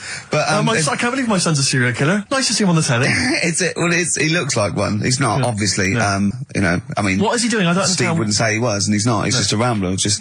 But he's there, right? What's his motivation? He's just walking to, I don't know, it's just a nudist, I suppose. Right. And there's a picture in there, and Karl looked at it and he went, oh, what's the point of that? He went, well, look at him. He's got shoes and socks on. He's got a rucksack on. He's got a hat on. He's not nude. He's just got his knob out. Yeah. But he's got a full beard, thinking, I want to hide some skin. Whereas this little chap needs the air.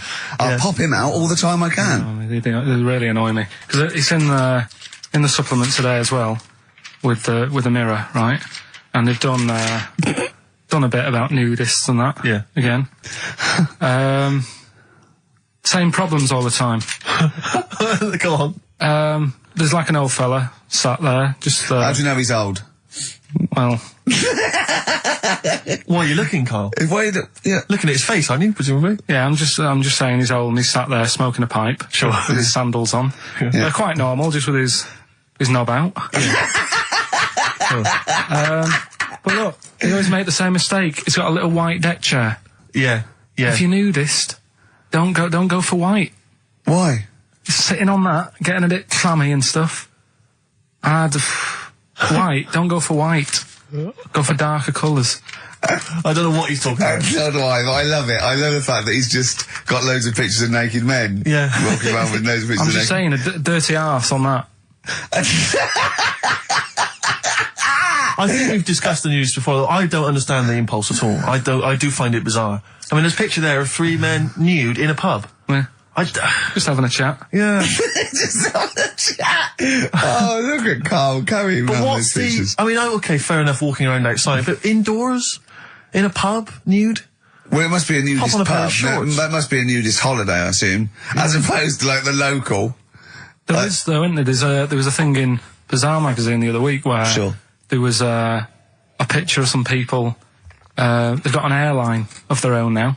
What, nudists? Nudes. Nude airline? So you can get on there. and your holiday starts as soon as you get on. Sure.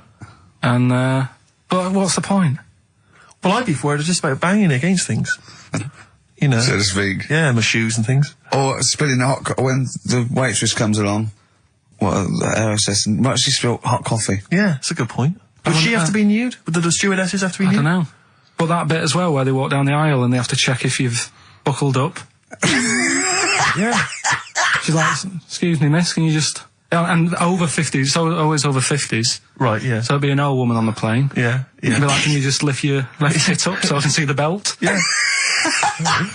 Yeah. Oh, God! Yeah. Oh, Imagine if you've got to go into the crash position. Oh, God, yeah. You know? The last thing you see is your John Thomas. John Thomas. As you go crashing into a mountain. Terrifying. And then what if you've got to abandon ship? I know. Well, how would they explain that? Yeah. Go onto an island. Exactly. All right. Or being picked up by, a passing ship. Yeah. Carl, you notice they also play volleyball a lot, don't they? Yeah, I mean, you've always mentioned that, but I thought you were joking, but they love it. Yeah. They said that's what they do. They get to this special holiday That camp. can only be... Either they got the idea from sort of like Carry On Camping or Benny Hill, or they actually like it jiggling around as much as possible. Yeah. But is that safe? Well, I assume so. You play volleyball with trousers on, don't you? I wouldn't have thought... Yeah, but there's a bit of support there. I mean, I was watching athletics, right, the other week. Yeah. Right? Yeah. And I was watching it because there's a lad who I went to school with. He's, like, winning gold medals and everything now in the Olympics and stuff, right? So I was looking out for him. Now, if you went to school with him, I'm assuming he's got 3 legs or something? No, he's normal. just a regular guy? He used to push me on my go-kart, and so I feel like I was there from the start, training up a bit. Yeah. And watching the programme, and there was swimming in it, and I was watching that for a bit, getting a bit annoyed, because that butterfly stroke, Yeah. I don't know why they do that. No, nor do I. It's just hard work. It doesn't make you go any faster than, let's say, that stroke. The crawl. Yeah, don't do that. That stroke on radio doesn't work. The crawl, yeah. So I was watching that, thinking, that's annoying. Yeah. And then they got onto the running bit, and my mate's in this race. Yeah. Now, they do the side shot, don't they? So you can see who's in the lead. Sure. And then they do that front shot, where it's absolutely pointless. The only reason to do the front shot, I think, is to keep women interested. Because you can basically see his tackle going from left to right, being battered all over the place. Why were you looking? Seriously, you had no choice. If you wanted to watch it, it was like, I was interested if he was going to win, but it's like, But why did you turn over and watch that Charlie's Angels instead? Because I wanted to see if he won the race. Or flip back at the end. Just flip back to get the result if you don't... Well, Yeah, or at least turn away or close your eyes well, on see the it. front shot. No, I wasn't. I just... Suzanne weird. was happy. Suzanne was loving it. Yeah. And I was like, whoa. Yeah. Just go to the other shot. But they were showing you the front shot and running along there. They could have just shown the top half, but they didn't. Sure. It was there. It's just heads moving along at 25 miles an hour. Yeah. Well, I think you're meant to see the running, the actual legs moving. It's athletics coverage, isn't it? It's not like... But they don't show you a shot from behind. Did you want that? And I didn't want that either. It sounds like you were disappointed. Yeah. Play a record. What are we having? Better Radiohead? Yeah, it'd be brilliant, wouldn't it? Incidentally, last week, you remember, we began the show by talking about knobs. Yeah. I think we've got a bit more knob news this week. Is knobs coming up, is it? Knob news is on the After way. Radiohead. More cock. Radiohead and go to sleep. That's not to you. Please don't go to sleep. We've got another hour and 35 minutes of fun chat and great music on XFM 104.9. I'm Ricky Gervais, with me Steve Merchant and Karl Pilkington. Pilky, little K-Man Pilkers, little baldy twat mank whinging, a little bit bent Pilkers. There he is. There he is there. Now, Rick, you may remember that last week we opened with some quality knob news. Knob news, yeah. It was Hitler's knob. Hitler's knob was one of them. That just sparked off into a whole bunch of other knob-related discussions. Yeah. And I'm pleased so far to see that we're almost at the halfway mark for this first hour. And so far we've only talked about nudity and/or todgers. Yeah. So excellent work from us. Well done, lads. Yeah. I'm looking forward to Dr. Fox and the rest of the Sony award committee listening to this one. Yeah. But more knob news. I don't know if there's a jingle for that, maybe. Oh, you nearly had the eye out. Knob news. Knob news, excellent. This is an extraordinary story. A woman tried to sue her bosses for £210,000 after finding a cooked penis in a canteen stew. Hospital cleaner Sophie, something, I can't quite pronounce that name, was eating goulash for lunch and could not cut one of the lumps of meat. Oh, you can see where it's going. I've got so many questions already. I know. She picked it up and tried to chew it, but it was too tough. Then she inspected it with workmates, who all agreed it was a penis. Imagine that discussion. Yeah. Miss McClarter said she vomited for the rest of the day, instantly became a vegetarian, and had to have psychiatric help. It's not known whether the organ was from a human. The case continues. Well, it can be found out, so that's one thing. Obviously, the doctors aren't confused. They're not going, I don't know, I've never seen one like it. Yeah. Also, why is she eating goulash? I know. I mean, that's my first question. Why? Yeah. You got lunch. Oh, what do you want? Oh, no, I fancy some goulash. Yeah. Oh, some gooly lash. Gooly lash, Thanks very like much it. indeed. Lancashire cockpot Oh, is on the menu. Brilliant. Only £5.50. Wangers and mash. I'd love some wangers and mash, please. If you've got any knob-related puns, knob-food-related puns, then call XFM on 3426 14094. Ricky.Gervais at xfm.co.uk. Call Chris Miles at radio1.xfm.winginmank. Yeah. Cock-co-gay. Cock a van. Cock-o-van. It's already done for you. There's wangers and mash, cock-o-van, Lancashire cockpot. You know. That's just off the top of our brains. Yeah. So, if you've got any of your own, keep them to yourself. We're not interested. What do you make of that, knob news? And he's in a hospital. I don't think so. Oh, yes, it was a hospital cleaner. You're right. Oh, cleaner. God. I know how your mind's thinking already. There's been a mix-up. What kind of mix-up? I love that. What some bloke's gone in, some lesbian's gone in wanting a sex change. She's got a carrot for a cock. Bit of stewing steak. Stewing steak. Oh, that would be great. You're not a doctor, you butcher. This is not funny. There was some other news, whilst we're doing the knob news, just cram this one in. There was some story on some news website about some lad who wasn't happy with what he'd been given. Right. What do you mean? He had an op? No, he wanted to have an op. He wasn't happy with what God had given him. Yeah. Yeah. What the Lord had popped downstairs for him. Sure. And Sorry, no, wait a minute. Was he a bloke who wanted it? yeah, fella. And what he wanted, he didn't want a knob, or he wanted a bigger knob? Wanted a bigger one. Right. Okay. And cost $5,000. Right.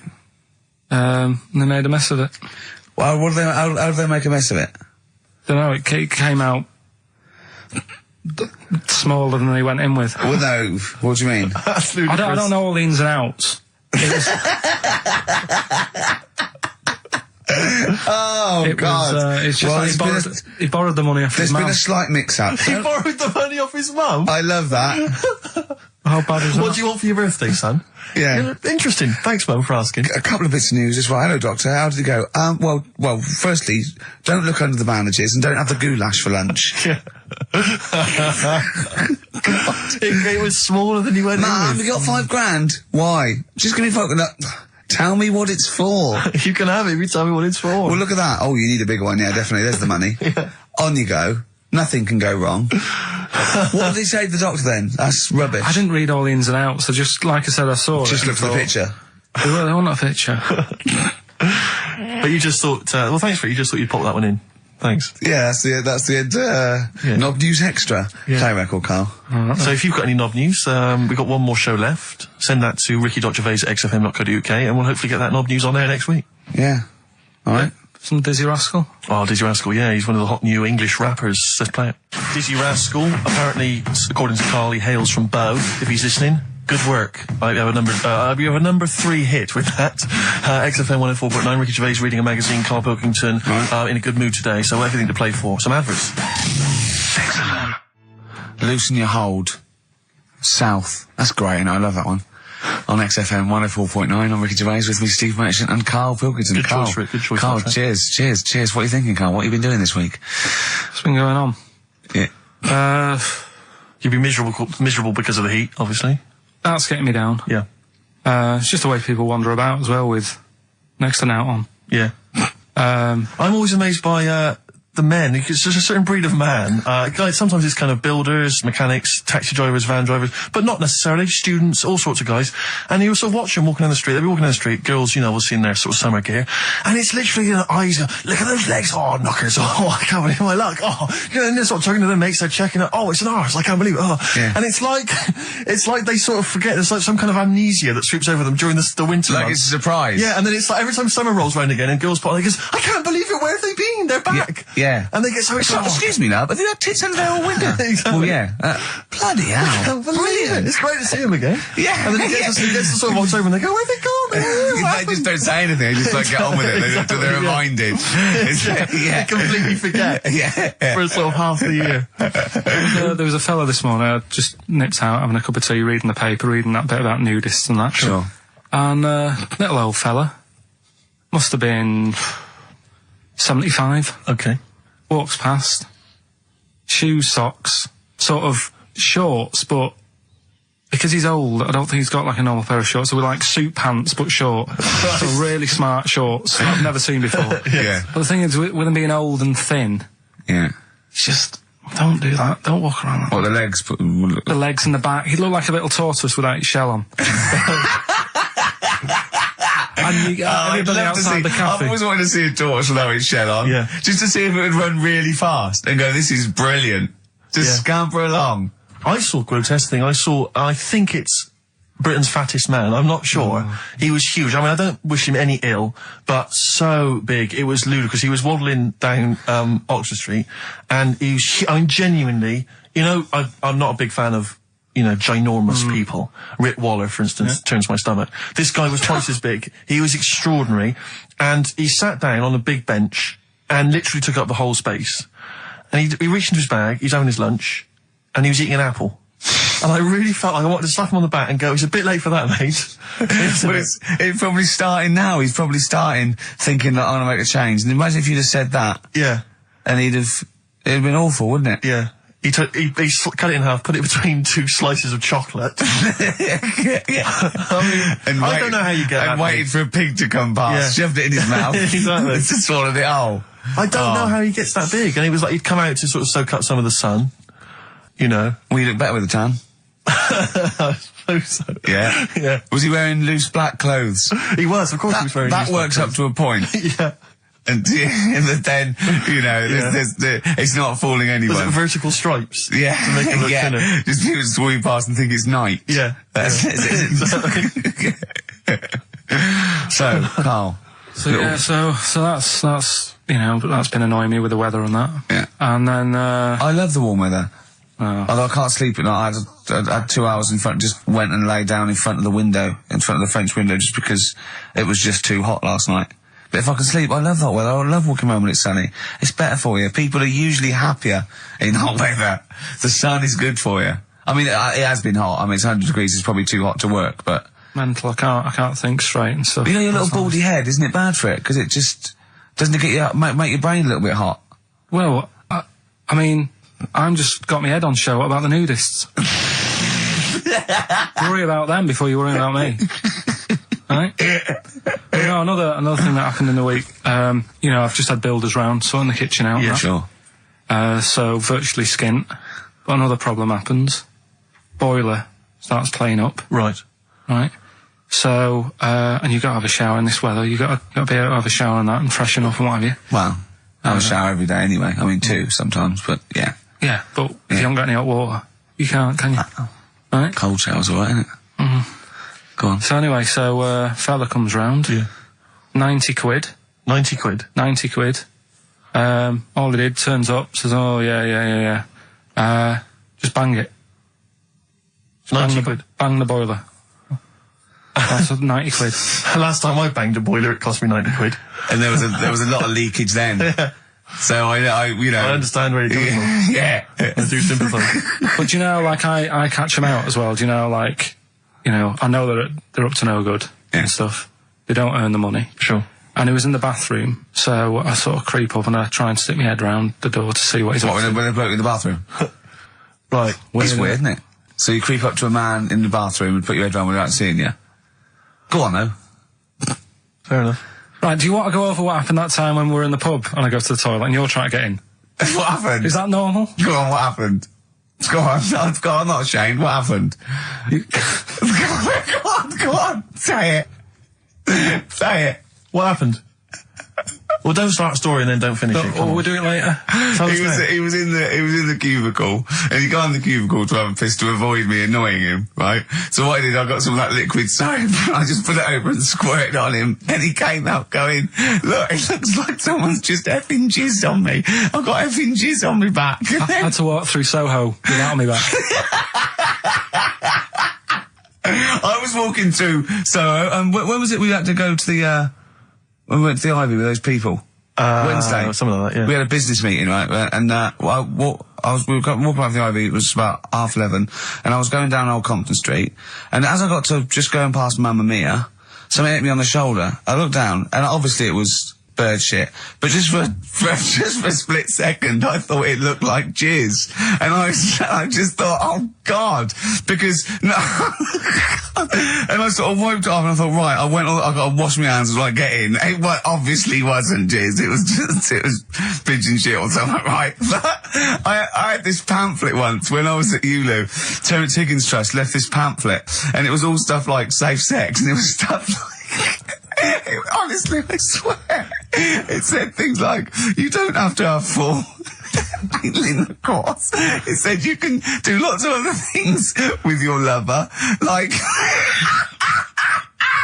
It said like come into some fruit, e.g. a melon. It says, with friends, just come on the back of one of them, right? And then this is the bit that made me think, and I thought, oh my God, when I looked down, sort of on my shoulder, it says, come out of a window.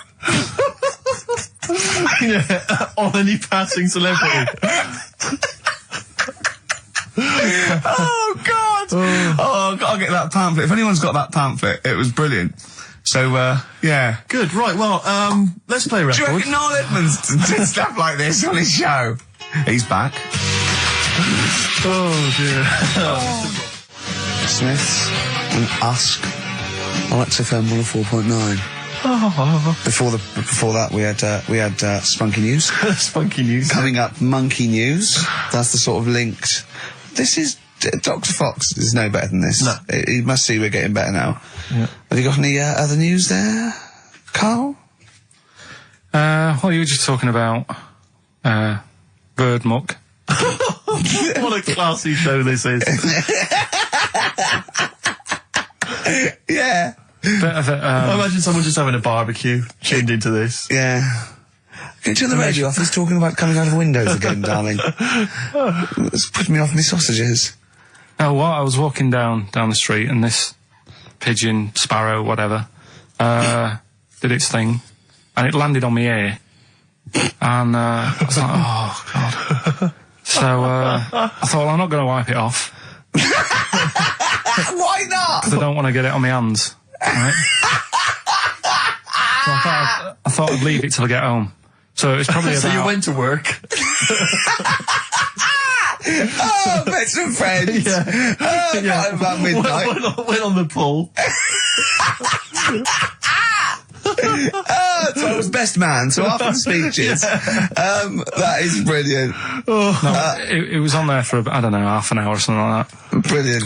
Get home and get Did it some... not kind of slowly ooze down your neck? No, it's fairly hard. Right. And sort of corroded my ear. What are you talking about? Why did you leave it there, though? Why not just wipe it off with something? I can walk round with... Pop in a newsagent and buy some tissues. But then I look stupid. What? do you mean? Where is the bird smuck on your ear? Brilliant. They're all wearing that now. But no, what is it they eat? It's alkaline. No, it's really strongly alkaline, isn't it? Or is it acidic? I don't know. Maybe someone knows. Is bird muck acidic or alkaline? But it's corrosive, yeah. Weird, Yeah. weird. Weird, isn't It it? didn't seep into your brain. Listen, do you want to set up Songs of Phrase? Yeah. Oh, God. If you've not heard the show before... I thought we weren't doing this week. I thought we weren't. No, we'll do it once, right? And then next week's the last one, so we'll do Rockbusters. leave That them might out. be the last one ever, depending on whether Karl decides to come back in October or not. I'm bored of it. I told you I'm bored of it. Why are you bored with it? I get bored quick with stuff. Yeah. I told Suzanne the other night, and I looked she was. I haven't got rid of her yet. She's, you know what I mean? Things. Did you put on a soft music though first, didn't you? You didn't just like start getting that right. you opened a bottle of wine. You know you're a very lucky girl. Sorry? Well, I used to get bored with you and that. Yeah. Oh, dude. You're lucky you haven't pissed off. Yeah. Do you want to open the champagne or what? Well, she was annoyed the other Carl, night. what's that on your ear? Don't worry about it. Where'd you get out? We're walking to the pictures, right, to go and see Bruce Almighty. Sure. Why? And just something to say, innit? Yeah. So you were trying to sneak in the back. So on the way, cutting across Leicester Square, and those fellas who sell roses, he comes over. Do you want one? Do you want one? I said, don't do that. She's allergic to them. Right. So he'd go away. Yeah. She got all annoyed about that. Because she's not allergic to them. Well, she's not allergic now, but they're about £3 each. She go, what But the point of that, Carl, is not that she really wants a rose, it's that you're willing to spend £3 on her. Taking us to the pictures. How much was that? That was £8 each. Did you pay for it though? But didn't you ever... If I know you had her dressed up as a small child. yeah. Me and my son, please. Or you made her sit on your shoulders and wear a long coat. Yeah, exactly. Anyway, listen, songs of phrase then. You paid for her to go in and then you went and had a pint while she watched it. Yeah, there's no point both of us seeing it, but tell me about it. Tell me won't what you? it's like. Oh, right, songs of phrase. So let's explain what songs of phrase is. You do it. Okay. Oh, really? If you think that Karl is bored with life, then you will be even more bored once you have heard this particular quiz. The gist of it is that Karl has taken a well-known phrase or Well, saying no, I'll stop you there. Not a well-known phrase. Something that he said once. on this show, Yeah, probably. and he's somehow compiled together a number of different songs which have somehow built up that particular phrase or sentence. If it's anything about Chinese people, Philip Bailey will be involved. That's all I can say. Okay, let's hear it then, Karl.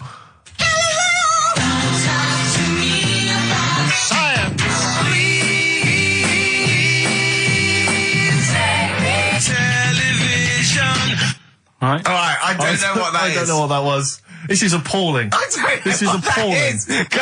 Carl, I do not know what that is. What is the phrase? I just was saying last week about everyone's raving about Galileo. No, they're not. No, they're not. Raving about Galileo. No, they're not. No, That sounds they're like not. a sort of B-side from Yeah. the Buggles. Everyone's raving about Beyonce and Robbie Williams. Yeah. They're not, people going, Pop what, idol. what are you into? Galileo's good. Yeah. Forget it. No!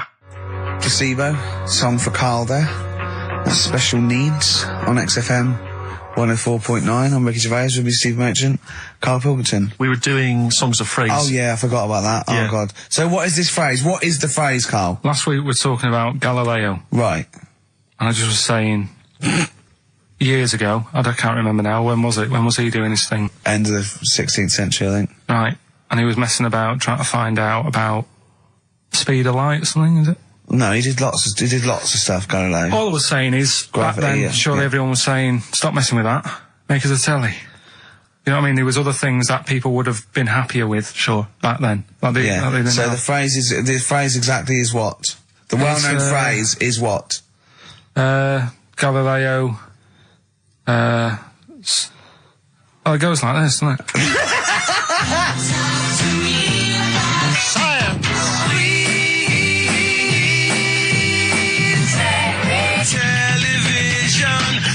Right. So it's Galileo's stop Talking to me about talking about science. science. Make me television.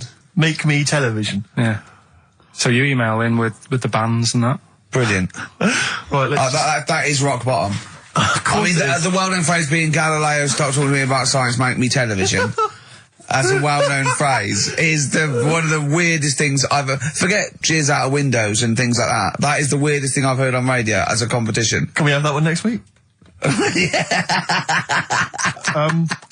Okay, well, here are the prizes. If you think, Rick, if you think the quiz has hit rock bottom, wait till I tell you these prizes. No, brilliant.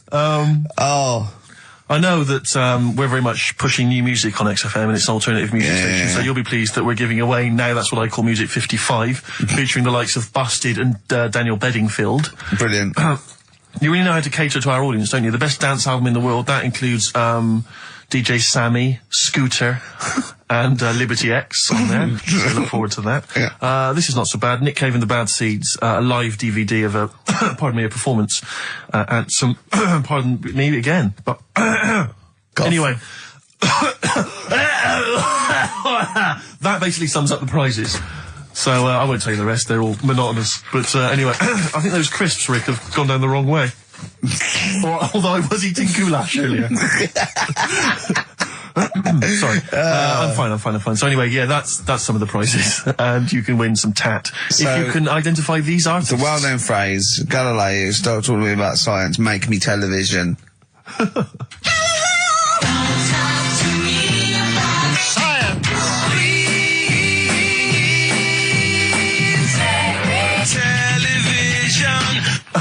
Just appalling. But easy this week, I think. Play a record, Carl. I mean, it's ridiculous. Ricky.Gervais at xfm.co.uk. The Pixies on XFM 104.9 holiday song. He's talking about people coming around and just banging the boiler and charging 90 quid. I think it was last Christmas. We had a dripping tap, right? And it started off just dripping a little bit.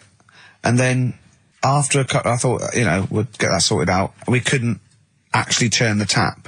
It was just solid where the washer had gone. And then over Christmas, like before Christmas, it just started flowing. It was just like on. And I was thinking, this is terrible. It was terrible. It was the hot tap. And of course, the caretaker gone away, everything had been closed down. So I called out an emergency plumber. Christmas, right, he couldn't get it, just turn the tap off, right?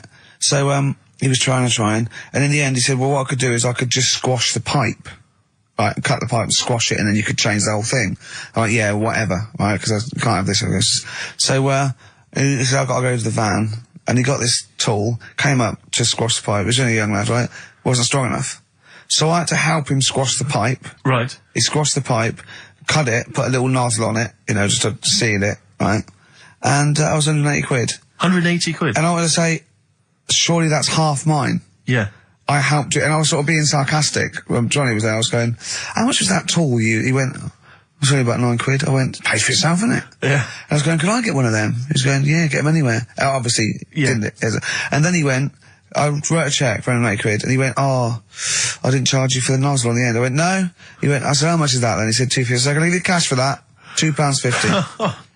£182.50. So he hadn't even really sorted the problem out. But what can you do? What can you do? He wasn't ripping me off. That's the prices. Yeah. He's not going to go, I'll tell you what, mate, because you helped me, call it quits. Just buy me lunch. It's not going to happen. Yeah. My mate was locked out of his flat once, and he went out and shut the door behind him, and that was it. And he looked through a letterbox, and he could see his keys, right? Phoned a locksmith, says, look, can you come round? I can see my keys, right? It's just have to go out. And he went, well, yeah, but that doesn't matter. I said, I'm going to try it. It's 90 quid. And he went, 90 quid? He went, but I can see the keys. He went, yeah, I can get them for you. And he went, and my mate said, you're going to come round, you're going to charge me 90 quid, and you're going to scoop my keys up with a bent coat hanger. And the locksmith said, have you got a bent coat hanger, mate? It's brilliant. But it's a fair point, isn't it? Do you know what I mean? It's a valid point, that's it. And what can you do? Yeah. I'd have gone, thanks for the expert advice, and then asked a neighbour for a bent coat hanger. And they went, well, we'll call it 100 quid. Yeah. But that's more expensive than the locksmith. Well, yeah, because you're going to illegal traders. Exactly. We've got no licence. Yeah. You've got to pay a little bit more in case we get fined. Exactly. But that's what was going on when, the fellow was round the other day fixing the boiler in the bathroom. Just wanted to make sure that he was working on it, because it all went quiet in there. He had the door shut. I'm trying to have a little quick sort of peep, seeing if he's doing anything. I pushed the door. The way this sounds.